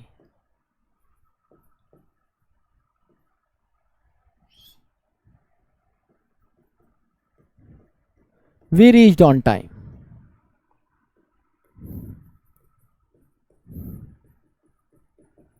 they supported us. सारे सेंटेंस पास्ट इंडेफिनिट के हैं। कोई भी सेंटेंस जो भी पास्ट इंडेफिनिट का होगा जिसमें भी आपको ये फॉर्मेट मिलेगा, सब्जेक्ट लगा के सेकंड फॉर्म, वो पास्ट इंडेफिनिट है। ठीक है, और इन सभी में आप second form of the verb का इस्तेमाल करेंगे और कहीं इसका इस्तेमाल नहीं होता। ये देखिए second form, second form, second form, second form. तो ये जो second form of the verb है ये सिर्फ पूरी अंग्रेजी में एक ही जगह इस्तेमाल होती है। कहां पे? जहां पे सेंटेंस पास्ट इंडेफिनिट का होता है। इसके अलावा इसका एक एक्सेप्शन है, वो समझ लीजिए।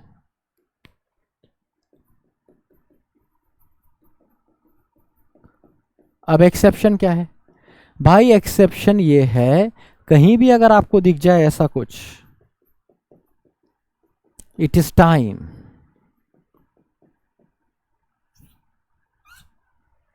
एक्सेप्शन यहां समझो, it is time, it is about time, it is appropriate time, it is good time, इस तरह का कुछ भी, इस तरह का कुछ भी दिख जाए तो याद रखिए इनके साथ भी सेकंड फॉर्म यूज होती है। मैंने क्या बताया? Second form of the verb सिर्फ पास्ट इंडेफिनिट में यूज होती है। उसके अलावा इसका एक और यूसेज है और वो है ये वाले फ्रेजेस, जैसे it is time she worked hard. तो जब सेंटेंस आया ना, बच्चा पागल हो गया, बच्चे को लगा हाँ यार इट इज टाइम है यहाँ पे, तो ये तो प्रेजेंट में है तो आगे भी तो प्रेजेंट में रहेगा, तो उसने क्या किया यहाँ पे वर्क्स कर दिया, जो कि गलत है। ऐसे नहीं करना है। आप ये लिखेंगे इट इज टाइम, ये समय है क्या? मेहनत करो, शी वर्कड हार्ड, कि वो मेहनत करे। It is about time you studied well. Study नहीं होगा, अगर किसी ने यहां पे स्टडी कर दिया तो उसका गलत हो जाएगा। मैं क्या बता रहा हूं? इट इज टाइम दिख जाए, इट इज अबाउट टाइम दिख जाए, टाइम वाला कोई भी फ्रेज दिख जाए और उसके बाद अगर आपको वर्ब लगानी हो तो वो वर्ब हमेशा और हमेशा कौन सी फॉर्म? Second form. ठीक है। अब कभी कभी चालाकी दिखा दी जाती है, चालाकी ये दिखा दी जाती है कि यहाँ पे एक टू लगा होता है, it is appropriate time to, तो टू के बाद हमेशा फर्स्ट फॉर्म आती है, it is appropriate time to work hard. ठीक है। तो अगर सब्जेक्ट के बाद सीधे वर्ब लगानी है तो वो तो सेकंड फॉर्म होगी, लेकिन टू लग गया तो टू के बाद हमेशा फर्स्ट फॉर्म ही आती है, टू के बाद हमेशा फर्स्ट फॉर्म। आगे जानेंगे आप रूल नंबर 6 में और डिटेल में इसे। अब आपने कहा इट इज गुड टाइम और लगा दिया इन या फिर फॉर, कोई प्रपोजिशन आ गई, तो याद रखो इसके बाद ING, it is good time for starting a business. तो इसमें मैंने आपको क्या बताया? 3 चीजें बताई। पहली चीज बताई कि जो पास्ट इंडेफिनिट है उसमें second form of the verb use होगी। Second form of the verb और कहीं यूज नहीं होती, पूरी अंग्रेजी भाषा में सिर्फ पास्ट इंडेफिनिट में ही यूज होगी। दूसरी चीज मैंने आपको क्या बताई कि कुछ फ्रेजेस हैं वो उनके एक्सेप्शन है, जैसे it is time, it is about time, it is good time, it is appropriate time, इन सब के साथ आपको second form of the verb लगानी है, जैसे यहां लगाई, जैसे यहां लगाई। फिर तुम्हें लगेगा यहां क्यों नहीं लगाई, तो याद रखो कि अगर टू आ जाता है तो टू के बाद फर्स्ट फॉर्म ही लगाते हैं हमेशा। फर्स्ट फॉर्म मतलब प्लूरल वाली। ठीक है। और अगर कभी भी दिख जाए प्रपोजिशन, ये इसी केस में नहीं है, हर केस में टू के बाद फर्स्ट फॉर्म, अभी आगे और गहराई से जानोगे। और अगर कभी तुम्हें दिख जाए प्रपोजिशन, कहीं भी दिखे प्रपोजिशन और प्रपोजिशन के बाद कोई भी वर्ब लगानी हो, तो भाई वो हमेशा अपनी आईएनजी फॉर्म में होगी, जिसे आप जीरेंड कहते हैं। नाउन जैसा होता है, नाउन जैसा आईएनजी फॉर्म होती है, पर किस जैसी होती है? नाउन जैसी होती है। ठीक है। तो प्रपोजिशन के साथ हमेशा आईएनजी फॉर्म ही लगती है, हमेशा हमेशा, कोई एक्सेप्शन नहीं है। रिपीट करता हूं 10 सेकंड में क्या पढ़ाया मैंने? पढ़ाया कि भाई second form of the verb सिर्फ पास्ट इंडेफिनिट में यूज होती है और कहीं नहीं। पास्ट इंडेफिनिट मतलब सब्जेक्ट प्लस सेकंड फॉर्म। ये रहे मल्टीपल एग्जाम्पल। फिर आया एक्सेप्शन। एक्सेप्शन कहता है कि एक जगह और यूज होती है, अगर it is time, it is about time, appropriate time, good time कहीं देखने को मिल जाए तो भी सेकंड फॉर्म लगा दो। अब बात आती है कि अगर इसमें टू लग जाए ना, तो टू के साथ हमेशा फर्स्ट फॉर्म आएगी और प्रपोजिशन के साथ हमेशा आईएनजी फॉर्म आएगी, इसलिए यहां पे आईएनजी और यहां पे फर्स्ट फॉर्म। मुझे उम्मीद है ये आपको एकदम क्लियर हो गया होगा। ये था हमारा रूल नंबर 5। अब पढ़ते हैं जरा रूल 6।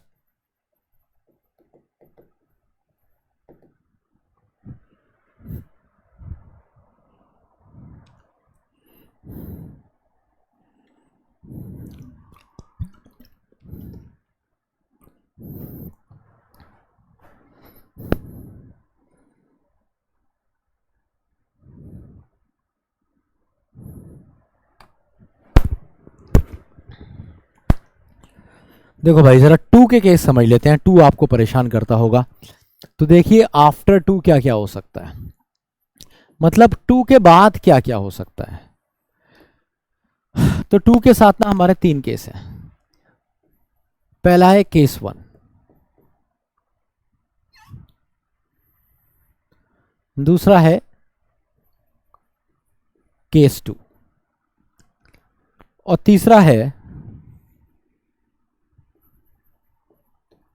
केस 3। तो केस 1 क्या कहता है? केस 1 कहता है, एक केस तो ये होता है कि टू के बाद कोई वर्ब ही ना आए, नो वर्ब ना, कोई नाउन वान आ जाए, कहानी खत्म हो जाए, जैसे आई,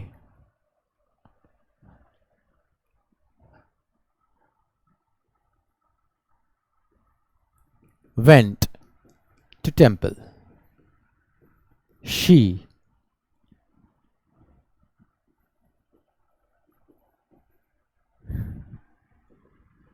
came to my house। तो आप देखेंगे इसके बाद कोई वर्ब ही नहीं आई, है ना। तो पहला केस यह होता है कि टू के बाद कोई वर्ब नहीं आया, और ये नॉर्मल केस है, टू के बाद कोई वर्ब नहीं आना, नॉर्मल केस। तो आप इससे परेशान ना हो, कभी भी दिखे, पहला केस। दूसरा केस, अगर कभी वर्ब आ गई, अगर कभी टू के बाद वर्ब आ गई तो याद रखो वो हमेशा फर्स्ट फॉर्म होगी। ठीक है, जैसे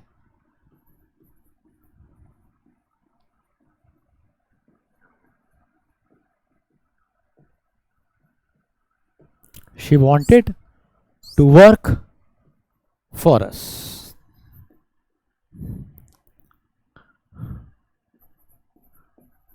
I work to earn money. They will have to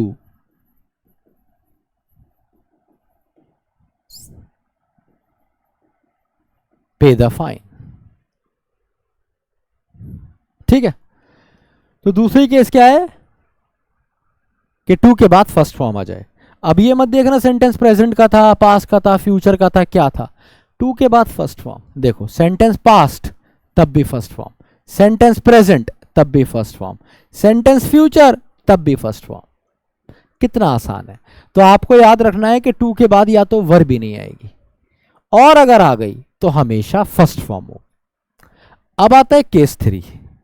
case three है भाई एक्सेप्शन। एक्सेप्शन का मतलब होता है अपवाद।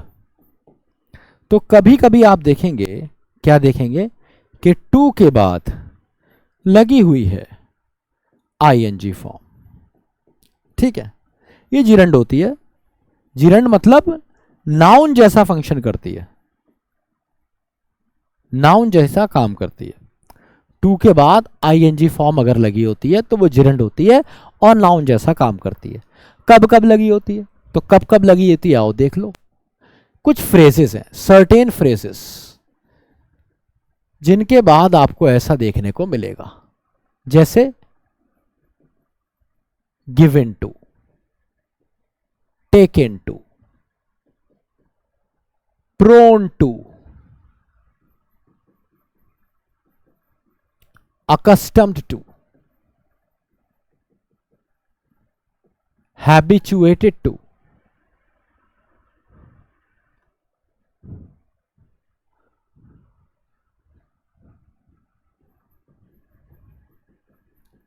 addicted to, averse to, object to, opposed to,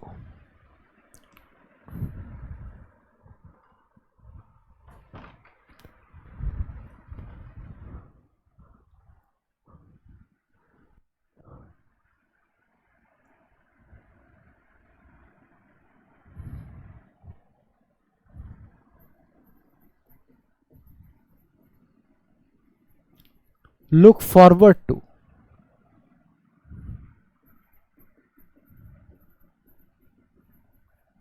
with a view to,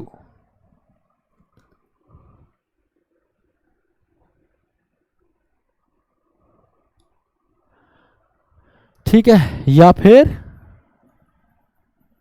कोई वर्ब लगी हो यूज टू से पहले तो भी।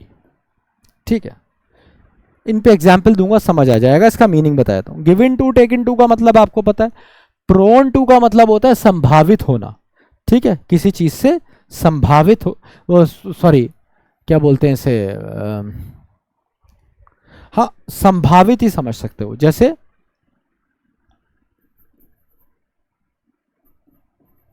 The poor are prone to getting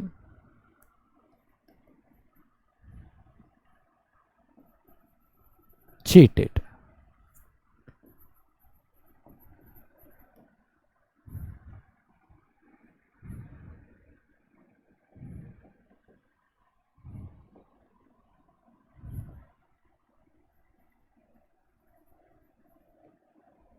ठीक है, तो मैं क्या कह रहा हूं, the poor are prone to getting, तो टू के बाद हमेशा कौन सी form, ING form.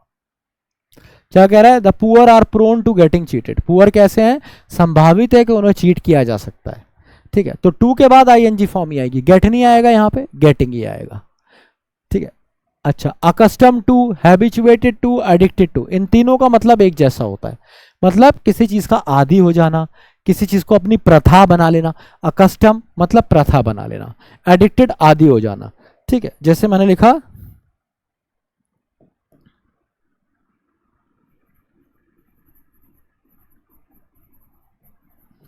We are accustom to touching the feet of our elders. मैंने कहा हमने प्रथा बना ली है कि हम अपने बड़ों के पैर छूते हैं।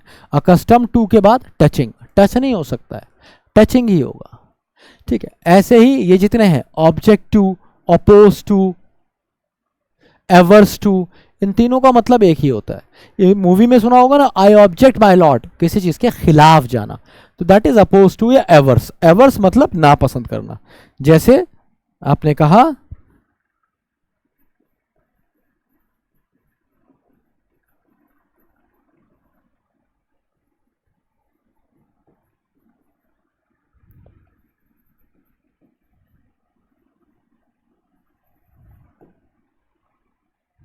तो कह रहे हैं पीपल इन इंडिया, बहुत सारे लोग इंडिया में नापसंद करते हैं, अवर्स करते हैं, पसंद नहीं करते, eating non veg, non veg खाना, तो टू के बाद ईटिंग ही आएगा, आईएनजी, है ना। लुक फॉरवर्ड टू का क्या मतलब होता है, प्लान करना किसी चीज को। ठीक है, प्लान करना, जैसे मैं कह सकता हूं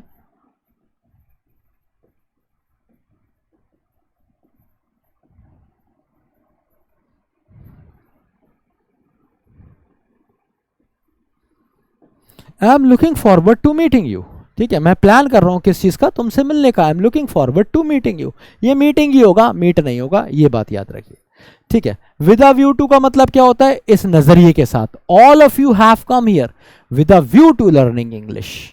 ठीक है, और ये यूज टू के साथ वर्ब, अगर यूज टू से पहले, देखो एक तो तरीका होता है लिखने का ये,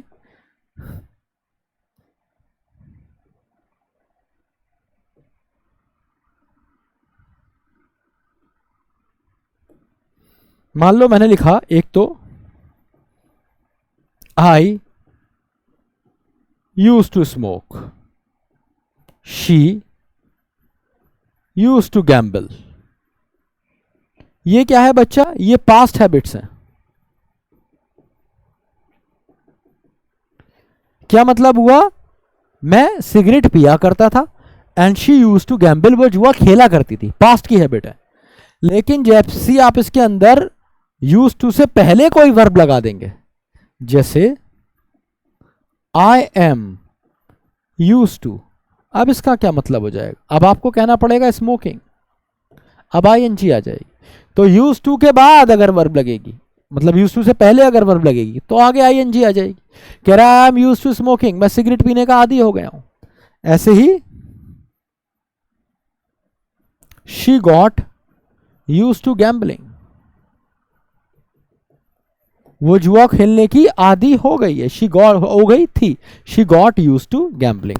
ठीक है, तो आइए एक बार क्विक रिवीजन करते हैं कि मैंने रूल 6 में क्या पढ़ाया। तो मैंने आपको बताया, देखो भाई, टू के बाद तीन ही केस होते हैं, या तो वर्ब ही नहीं आए, या तो वर्ब ही नहीं आए, जैसे यहां हुआ, टू के बाद कोई वर्ब नहीं आई, या मैंने बताया कि अगर आ जाएगी तो हमेशा फर्स्ट फॉर्म होगी, चाहे सेंटेंस पास्ट का हो, प्रेजेंट का हो, फ्यूचर का हो, टू के बाद first form, first form, first form. या फिर आप क्या कर सकते हैं, ठीक है, अगर कभी कभी आपको देखनी है टू के बाद आईएनजी फॉर्म, तो ये फ्रेज आपको मिलेंगे, और कहीं नहीं होंगे, ये फ्रेज होंगे, इनके बाद आपको हमेशा आईएनजी फॉर्म देखने को मिलेगी। ये देखिए आईएनजी फॉर्म, ये देखिए ING form, ING form, ING form, ING form, ING form. ठीक, उम्मीद है ये समझ में आ गया होगा। टू के बाद दो ही मेन केस हैं, या तो आईएनजी या फर्स्ट फॉर्म। नॉर्मल केस में फर्स्ट फॉर्म, कुछ फ्रेजेस में ING, that's it. Let's move on to rule number 7।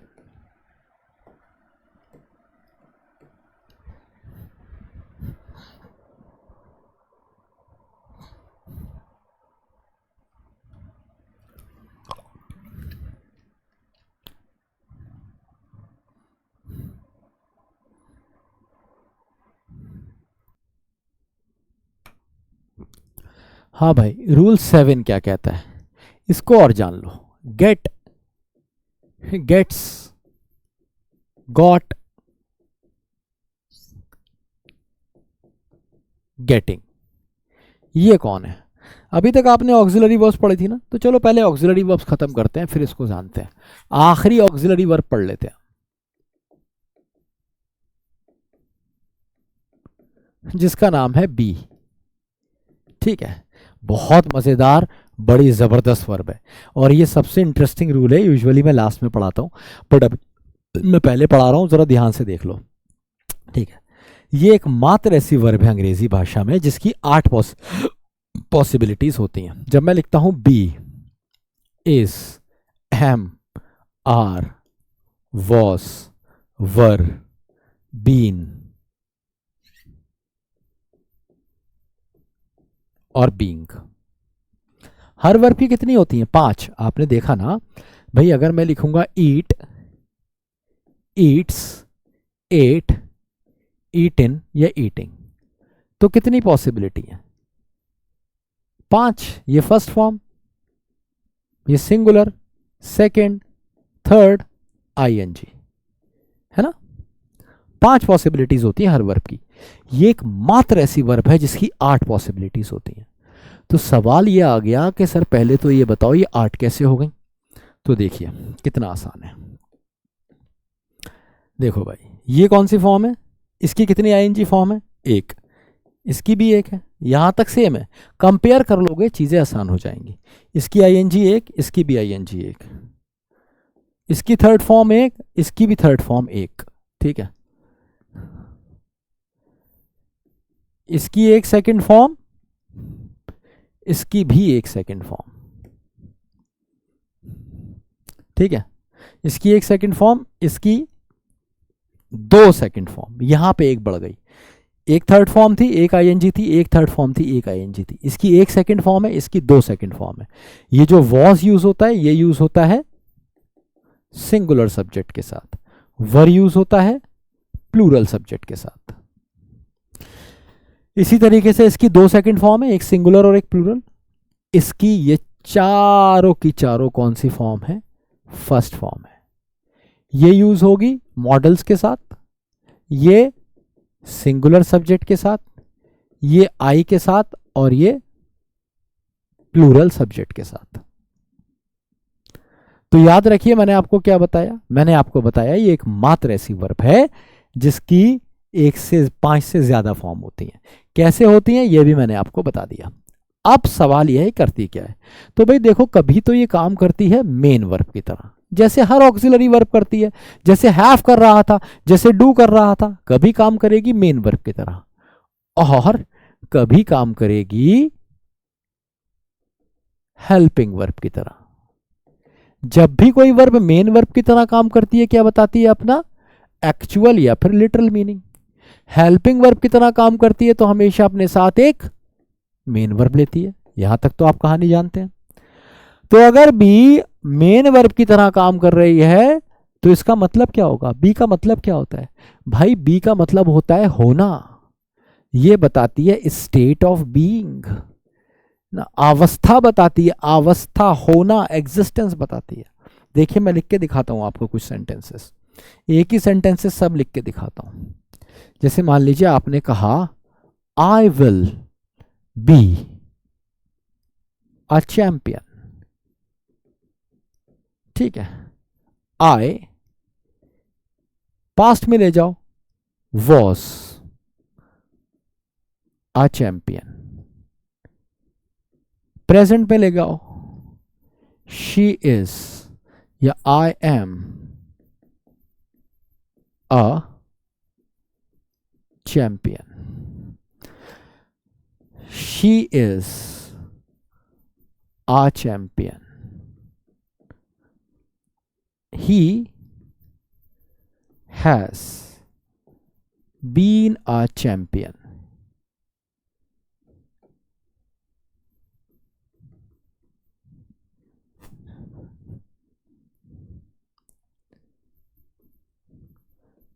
You were a champion.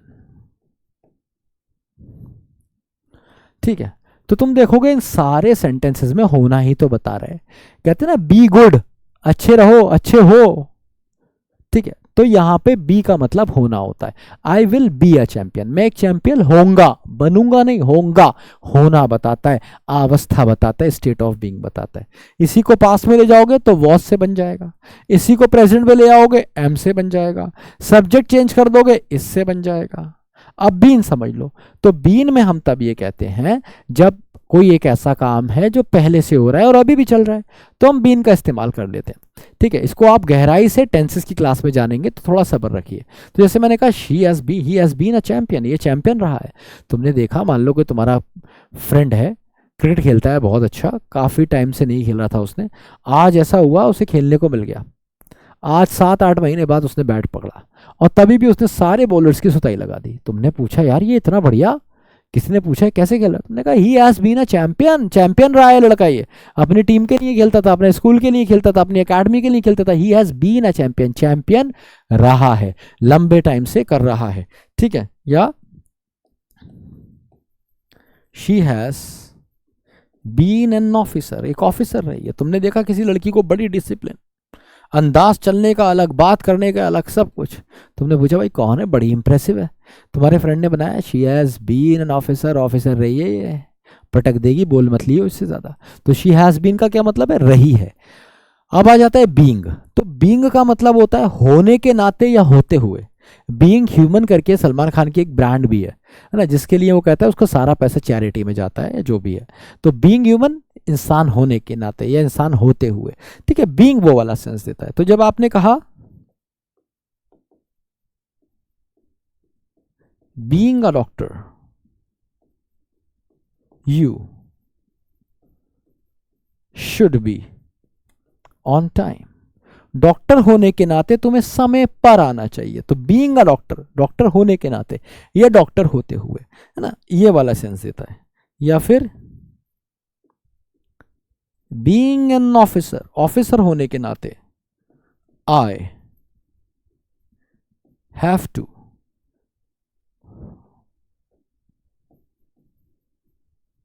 Perform my duty. ये कह रहा है ऑफिसर होने के नाते मुझे अपनी ड्यूटी निभानी है या निभानी पड़ती है, जो कुछ भी है। तो आप इस तरीके से यूज कर सकते हैं। या फिर आपने कहा it being a hot day, क्योंकि आज काफी गर्मी थी, आई डिडंट गो आउट, मैं बाहर नहीं गया। तो मैंने आपको क्या बताया इस पेज पे, इस साइड में, कि बी एक ऐसी वर्ब है जिसका लिटरल मीनिंग, एक्चुअल मीनिंग होना होता है। अंग्रेजी में कहेंगे स्टेट ऑफ बीइंग, अवस्था बताती है। और मल्टीपल एग्जाम्पल दे दिए मैंने कि बी से कभी कंफ्यूज मत होना, याद रखना ये अवस्था बताती है, होना बताती है। अब हम आ जाते हैं जब ये हेल्पिंग वर्ब होती है। तो भाई कोई भी वर्ब है, be, is, am, are, was, were, being, been, तो याद रखो भाई ये कभी अकेले नहीं आएगी। जब भी ये हेल्पिंग वर्ब होगी अपने साथ एक और वर्ब लेगी, और वो वर्ब कौन सी होगी, वो वर्ब कौन सी होगी, बहुत कमीनी वर्ब है, वो वर्ब होगी कभी आईएनजी और कभी थर्ड फॉर्म। अब तुम कहोगे सर यहां तो हम कंफ्यूज हो गए, हमें कैसे पता चलेगा कि कब वो आईएनजी होगी और हमें कैसे पता चलेगा कब थर्ड फॉर्म होगी। तो भाई अगर बात हो रही हो कंटिन्यूएशन की तो यूज करोगे आईएनजी, कंटिन्यूएशन किसी भी कॉन्टिन्यूअस टेंस की। अगर बात हो रही है पैसिव वॉइस की तो यूज कर लेना क्या, थर्ड फॉर्म। जैसे कोई भी सेंटेंस देख लो यार, ये वाला सेंटेंस देखो, I am playing, she is dancing,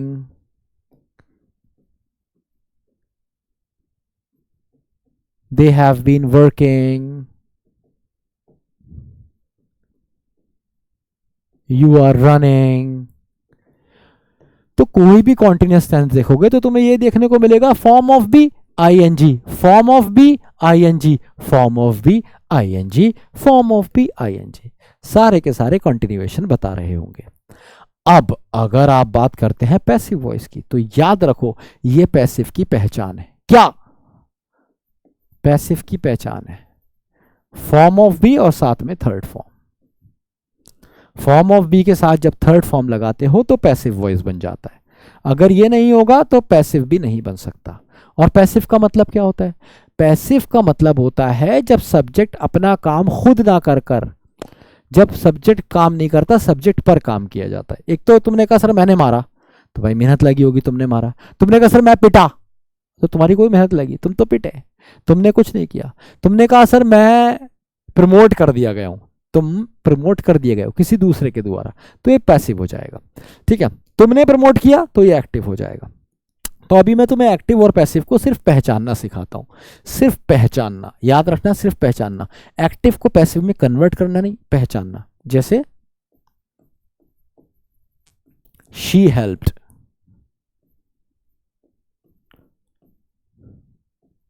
we support,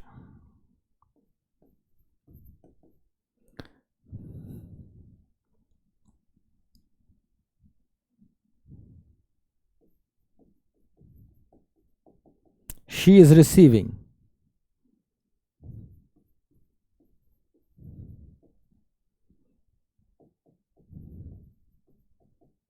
you were promoting,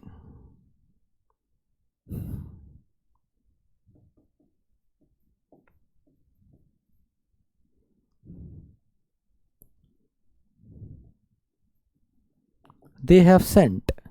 ये सारे सेंटेंस एक्टिव वॉइस के हैं क्योंकि इसमें सब्जेक्ट काम कर रहा है। कैसे भाई?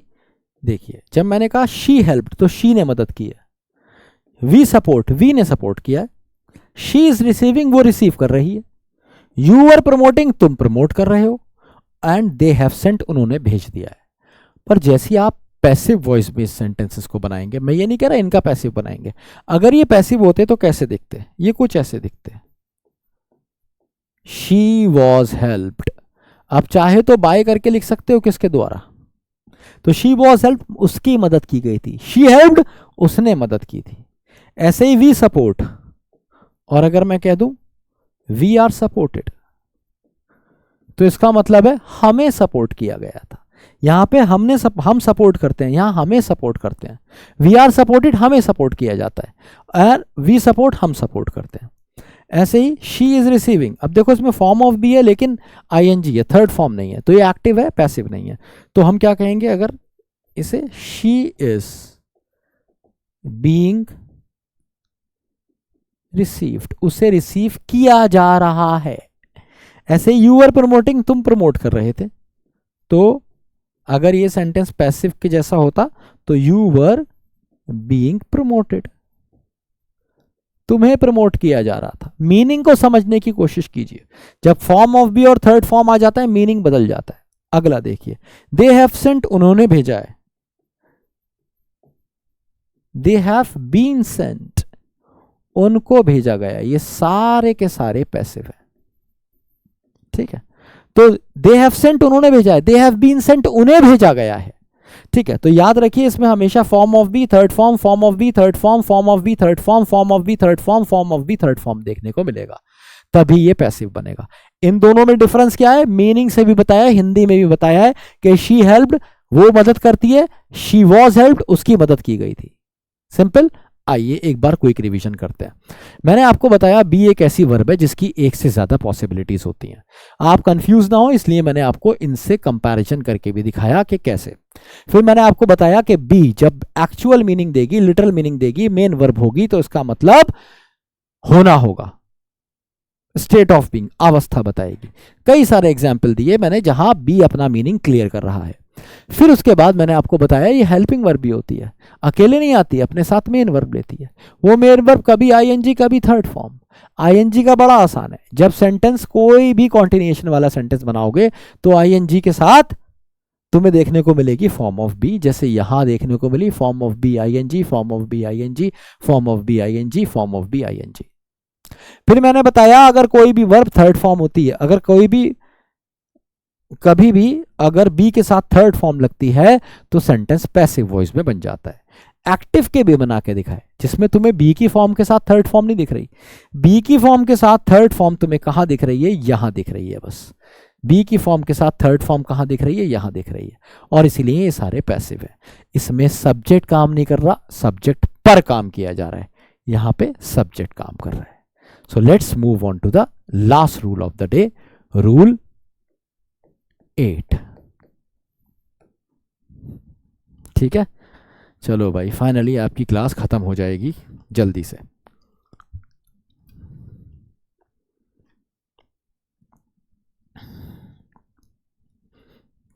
देखो भाई, इज हो गया ये,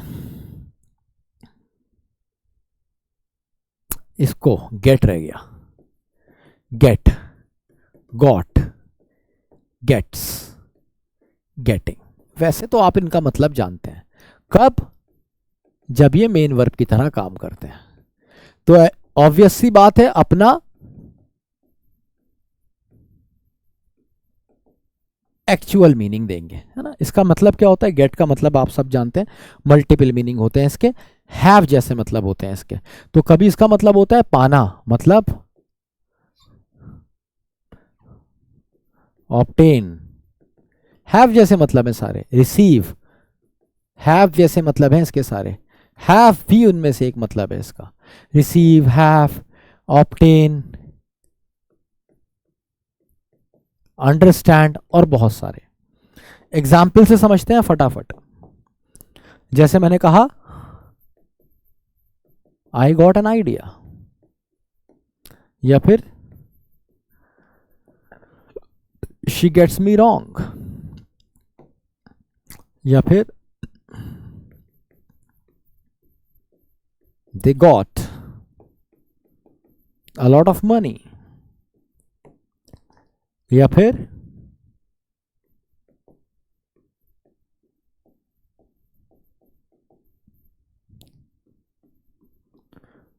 are you getting annoyed।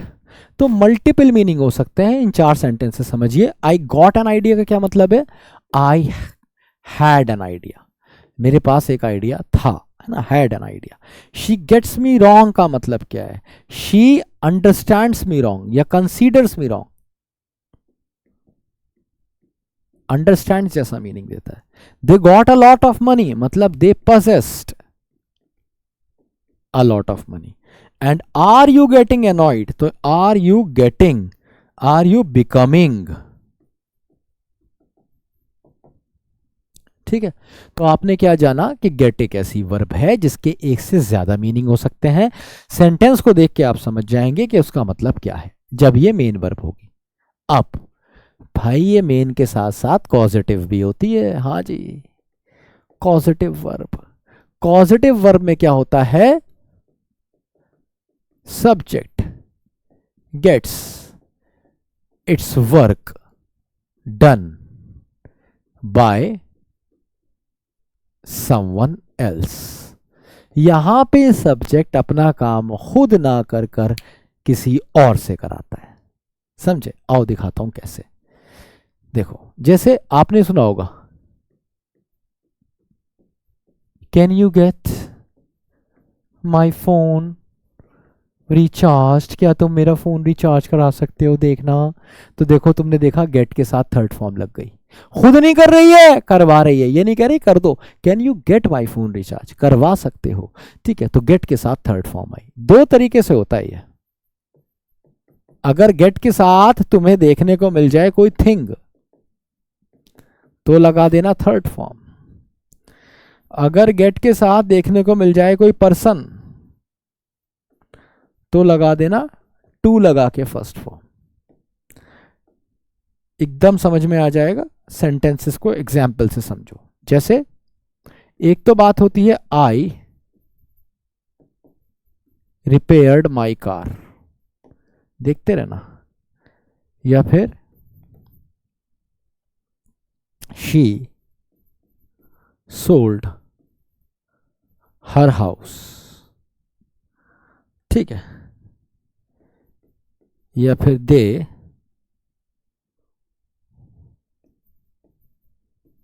Help us. अभी इसमें कोई कॉजेटिव नहीं है, सब्जेक्ट खुद काम कर रहा है।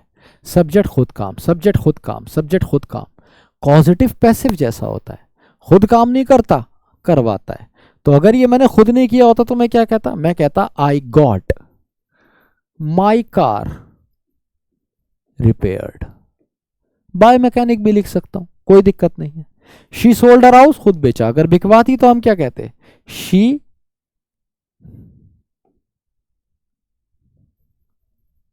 Has got her house sold. तो देखो गॉट के साथ कौन सी फॉर्म, थर्ड फॉर्म। गॉट के साथ कौन सी form, third form. They are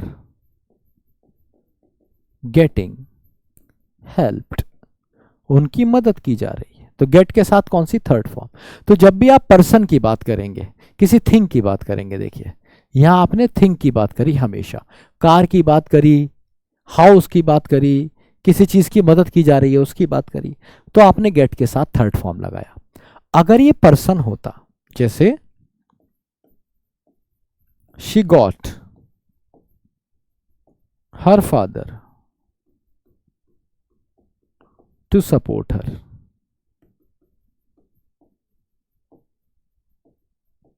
they are getting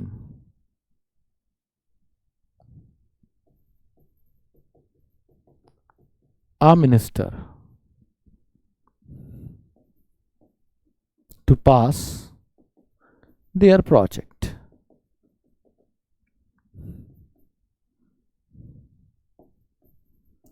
She has got her boyfriend to pay her bills. तो आपने क्या देखा, यहां पे आपने देखा गेट के साथ जब आपने थिंग लगाई तो थर्ड फॉर्म आ गई, लेकिन पर्सन आया, जैसी फादर आया, ठीक है, मिनिस्टर आया या बॉयफ्रेंड आया, इस केस में आपने देखा टू के बाद फर्स्ट फॉर्म, टू लगा के फर्स्ट फॉर्म, टू लगा के फर्स्ट फॉर्म। क्विक रिवीजन कराता हूं, इस सब का मतलब क्या है। इसका मतलब है उसके पास उसके पापा हैं उसको सपोर्ट करने के लिए, या फिर वो मंत्री को लेकर आए अपने टेंडर, अपने प्रोजेक्ट पास करवाने के लिए, या फिर उसके पास उसका बॉयफ्रेंड है उसके बिल पे कर देता है। आइए अब आते हैं यहां पे और समझते हैं। मैंने कहा कि कोई भी वर्ब, रूल 8 क्या कहता है, कोई भी वर्ब जब मेन वर्ब होती है तो अपना एक्चुअल मीनिंग देती है।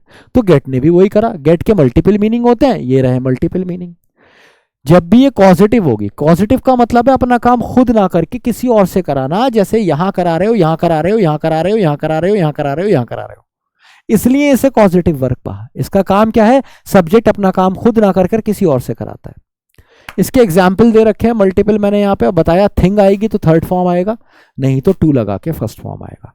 ये आपके 8 रूल खत्म हो गए। ठीक है, अब हम इस पे क्वेश्चंस लगाएंगे। क्वेश्चंस सारे के सारे उसी चीज पे बेस्ड है जो आपको पढ़ाया है और आप ये देखेंगे। तो क्वेश्चंस लगाते समय थोड़े कॉन्शियस रहिएगा, ध्यान लगाइएगा। जैसे ये आपका पहला क्वेश्चन है तो आपको क्या करना है, ध्यान लगाना है, सोचना है ये चीज मैंने कहां पढ़ाई है। मैं आपको 5 सेकंड का टाइम दूंगा क्योंकि एक रिकॉर्डेड वीडियो है। 5 सेकंड के अंदर अंदर मैं इसका आंसर बता दूंगा। तो जैसे ही आपको क्वेश्चन दिखे मुझे पॉज कर दीजिए, इसको सॉल्व कीजिए और फिर वीडियो को आगे बढ़ाइए। तो जिससे क्या होगा, आपको आंसर भी पता चल जाएगा और आप क्वेश्चन को अटेम्प्ट भी कर पाएंगे। ठीक है, तो क्वेश्चन को, सारे क्वेश्चंस को अटेम्प्ट करिए और कमेंट बॉक्स में मुझे जरूर बताना कि आपके कितने सही हुए। ठीक है, चलिए 5 सेकंड पहले क्वेश्चन के लिए।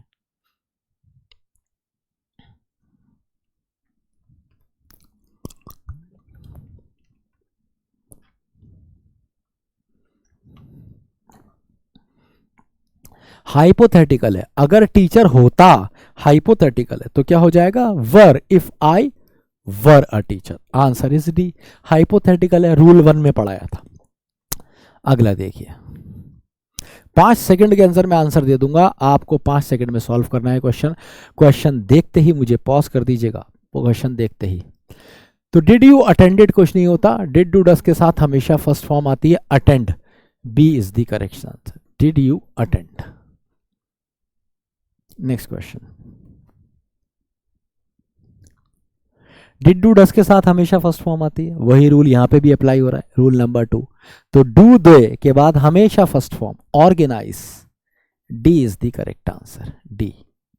Did do does, do they organise events for the community, क्या वो ऑर्गेनाइज करते हैं इवेंट्स कम्युनिटी के लिए? क्वेश्चन 3।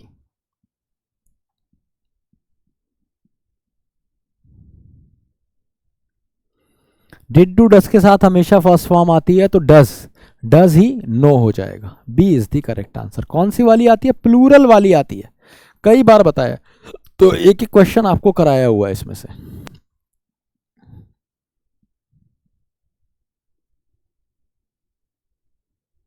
और हैव एज एट के बाद कौन सी फॉर्म आती है? ये भी तो पढ़ाया है आपको। तो हैव एज एट के साथ हमेशा थर्ड फॉर्म आती है, तो she has painted, A is the correct answer. मैं जल्दी जल्दी आपको इसलिए करा रहा हूं क्योंकि एक तो ये मैंने आपको पढ़ा रखा है, दूसरी चीज ये रिकॉर्डेड क्लास है, नहीं तो मैं आपको पोल देता इसमें। अब क्योंकि ये लाइव नहीं है, रिकॉर्डेड क्लास है, तो आपको खुद क्वेश्चंस करने हैं और मुझे बताना है कमेंट बॉक्स में कि आपके कितने सही हुए। तो she has painted, A is the correct answer, third form आएगी। If I were a singer, अगर मैं सिंगर होता या होती, तो ये तो सही है। आई डैश, तो ये मैंने आपको कराए हैं क्वेश्चन, आई वुड परफॉर्म, क्योंकि यहां पे आपने सेकंड फॉर्म यूज करी है तो आगे भी सेकंड फॉर्म। ये थर्ड फॉर्म हो जाएगी, तो ये नहीं आएगा। ये थर्ड फॉर्म हो जाएगी, तो ये भी नहीं आएगा। ये फर्स्ट फॉर्म हो जाएगी, तो ये भी नहीं आएगा। तो वर के साथ सिर्फ वुड ही मैच करेगा, वुड हैव नहीं ना। यहां पे अगर हैड बीन होता तो हम सोचते इसके बारे में। तो C is the correct answer. अगर होता ना if I had been a singer, अगर ये ऐसे होता, if I had been a singer, तो इसके आगे हम क्या लगा सकते थे? आई वुड हैव परफॉर्म्ड, तो हम ए वाला ऑप्शन लगा सकते थे, आई वुड हैव। बट ये हैड बीन नहीं है, वर है, तो वर है तो आप क्या लगाएंगे? Second form, C is the correct answer. Next question, 5 seconds.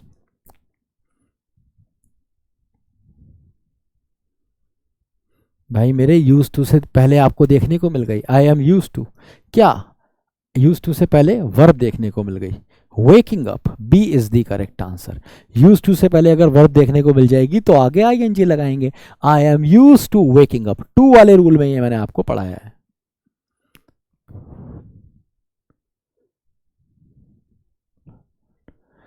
अच्छा देखो, I will have the gardener, to plant नहीं होगा, I will have the gardener plant, तो B is the correct answer. Have the gardener plant, B is the correct answer.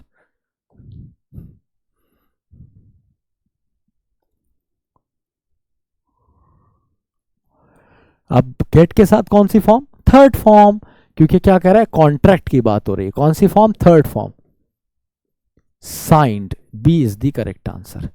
We need to get the contract signed, ठीक है, अपना काम किसी और से करा रहा है, पॉजिटिव है।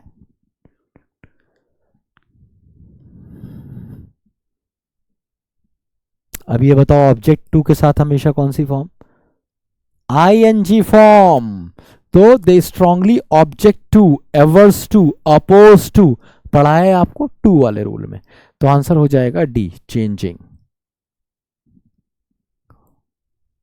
बहुत आसान क्वेश्चन है।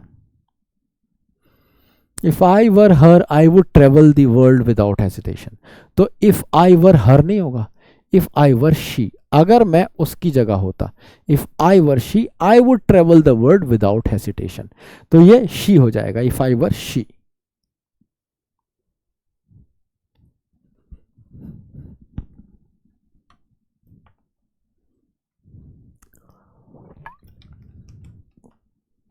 अब मैंने बताया था कि हैविंग के साथ जब थर्ड फॉर्म आती है तो हैविंग का मतलब आफ्टर हो जाता है और कंप्लीटेड का मतलब कंप्लीटिंग, तो ये वाला आफ्टर नहीं आएगा ना, दो दो आफ्टर हो गए, आंसर ए हो जाएगा। इसी तरह का क्वेश्चन कराया अभी आपको।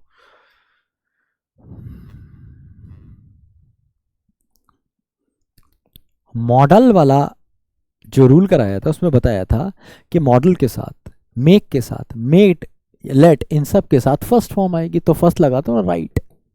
The teacher made the student write, B is the correct answer.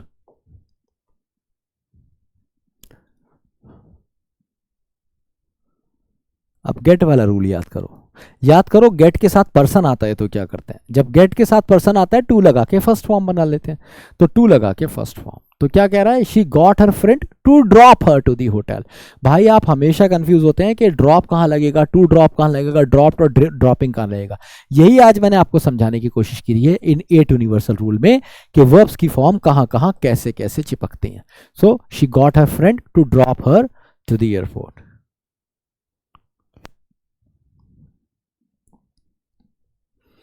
बहुत आसान क्वेश्चन। लेट के साथ हमेशा कौन सी form, first form. So let her finish होगा ये, ना कि finishes. A is the correct answer. पढ़ा है मॉडल वाले रूल में, आसान रूल है, पढ़ाया था। It is time, it is high time, जहां भी आ जाए सेकेंड फॉर्म तो B start it, it is high time you start it. Next,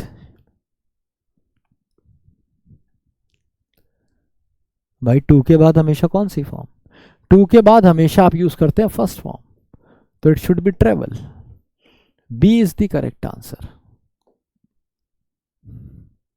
you need to see a doctor if you are feeling unwell. तो अगर आप गौर से देखेंगे, यू नीड टू के बाद first form, see a doctor if you are feeling unwell, कोई गलती नहीं है, no error, D is the correct answer, इसमें कोई गलती नहीं है। कह रहा है यू नीड, अगर तुम्हें डॉक्टर को देखने की जरूरत है, डॉक्टर से मिलने की जरूरत है अगर तुम अच्छा फील नहीं कर रहे हो। Your house is being painted, क्या मतलब हुआ, तुम्हारे घर पे पुताई की जा रही है, पेंट किया जा रहा है बाय प्रोफेशनल पेंटर्स, तो कोई गलती नहीं है, D is the correct answer.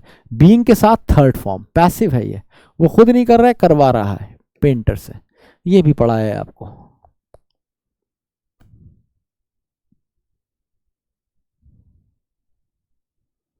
तो गेट के साथ आ गई think, he is getting his phone, it should be repaired, C is the correct answer,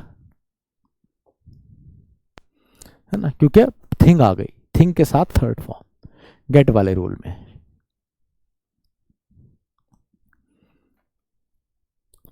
कह रहा है she being a girl she face several challenges in her field, तो दो बार शी क्यों कह रहा है भाई, ये वाला शी काट दो बस।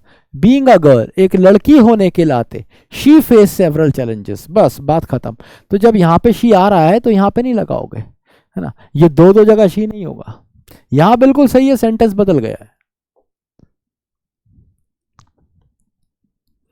It is time, it is about time, इन सब के साथ हमेशा सेकेंड फॉर्म लगती है, लेकिन अगर टू आ जाता है तो फर्स्ट फॉर्म ही लगती है, it is about time to leave, A is the correct answer, पढ़ाया था ये।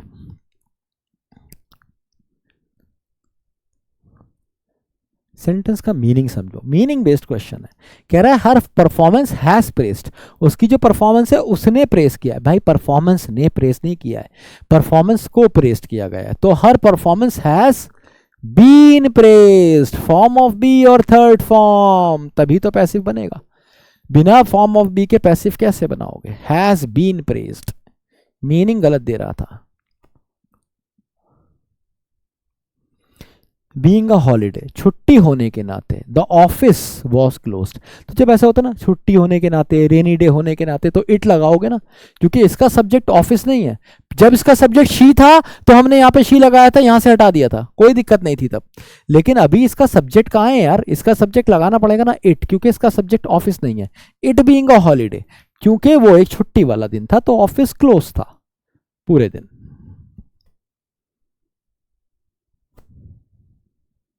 अब मैंने बताया था it is time, it is about time, appropriate time, हमेशा सेकंड फॉर्म लगाओगे, लेकिन अगर प्रेपोजिशन आ जाएगा तो आईएनजी लगाओगे, ये भी तो बताया था। तो for taking a break after long hours, सब पढ़ाया हुआ है, ठीक है। तो एक बार मुझे कमेंट बॉक्स में बताना कि आपके आंसर कितने सही हुए, ठीक है। अनहैप्पी होता है sad, D is the correct answer, हर दिन आप क्वेश्चन करेंगे, ठीक है। बाकी चार के भी मीनिंग बता रहा हूं। टिमिड होता है शाय, कॉय, बैशफुल, वो कैब रजिस्टर में लिखते जाओगे। डिस्प्यूट, डिस्कॉर्ड, राइफ, ये सारे सिनोनिम दे रहा हूं मैं तुम्हें। एग्रीबल, बिलीवेबल, ठीक है, और सैड के synonym melancholic, grieved, disconsolated. Next question, suitable क्या होता है? सुटेबल का मतलब होता है फिट, स्ट्रॉन्ग, स्टर्डी लिख सकते हैं, brief, concise, second, benefit, profit, gain, fit, suitable, favourable. ठीक है, वोकैब रजिस्टर में लिखते रहिए वर्ड्स। फेम क्या होता है? फेम के लिए यहां पे सिर्फ वर्ड होगा reputation. Modesty, right, majestic, majestic का मतलब होता है ग्रैंड, ग्रैंड, स्प्लेंडेड, जो काम के वर्ड है सबके सिनोनिम दे रहा हूं मैं आपको। एबॉलिश का मतलब होता है किसी चीज को खत्म कर देना, तो इराडिकेट, अपरूट, टर्मिनेट, है ना। डेजर्ट का मतलब होता है किसी को छोड़ देना, लीफ, या फिर अबैंडन कर देना। फॉरसेक भी इसी का सिनोनिम है। परफॉर्म, डू, एग्जीक्यूट, ये सारे हो गए, तो आंसर हो जाएगा सी, एबॉलिश का। अफ्रेड का मतलब होता है डरा हुआ, frightened, afraid, frightened, terrified, raise,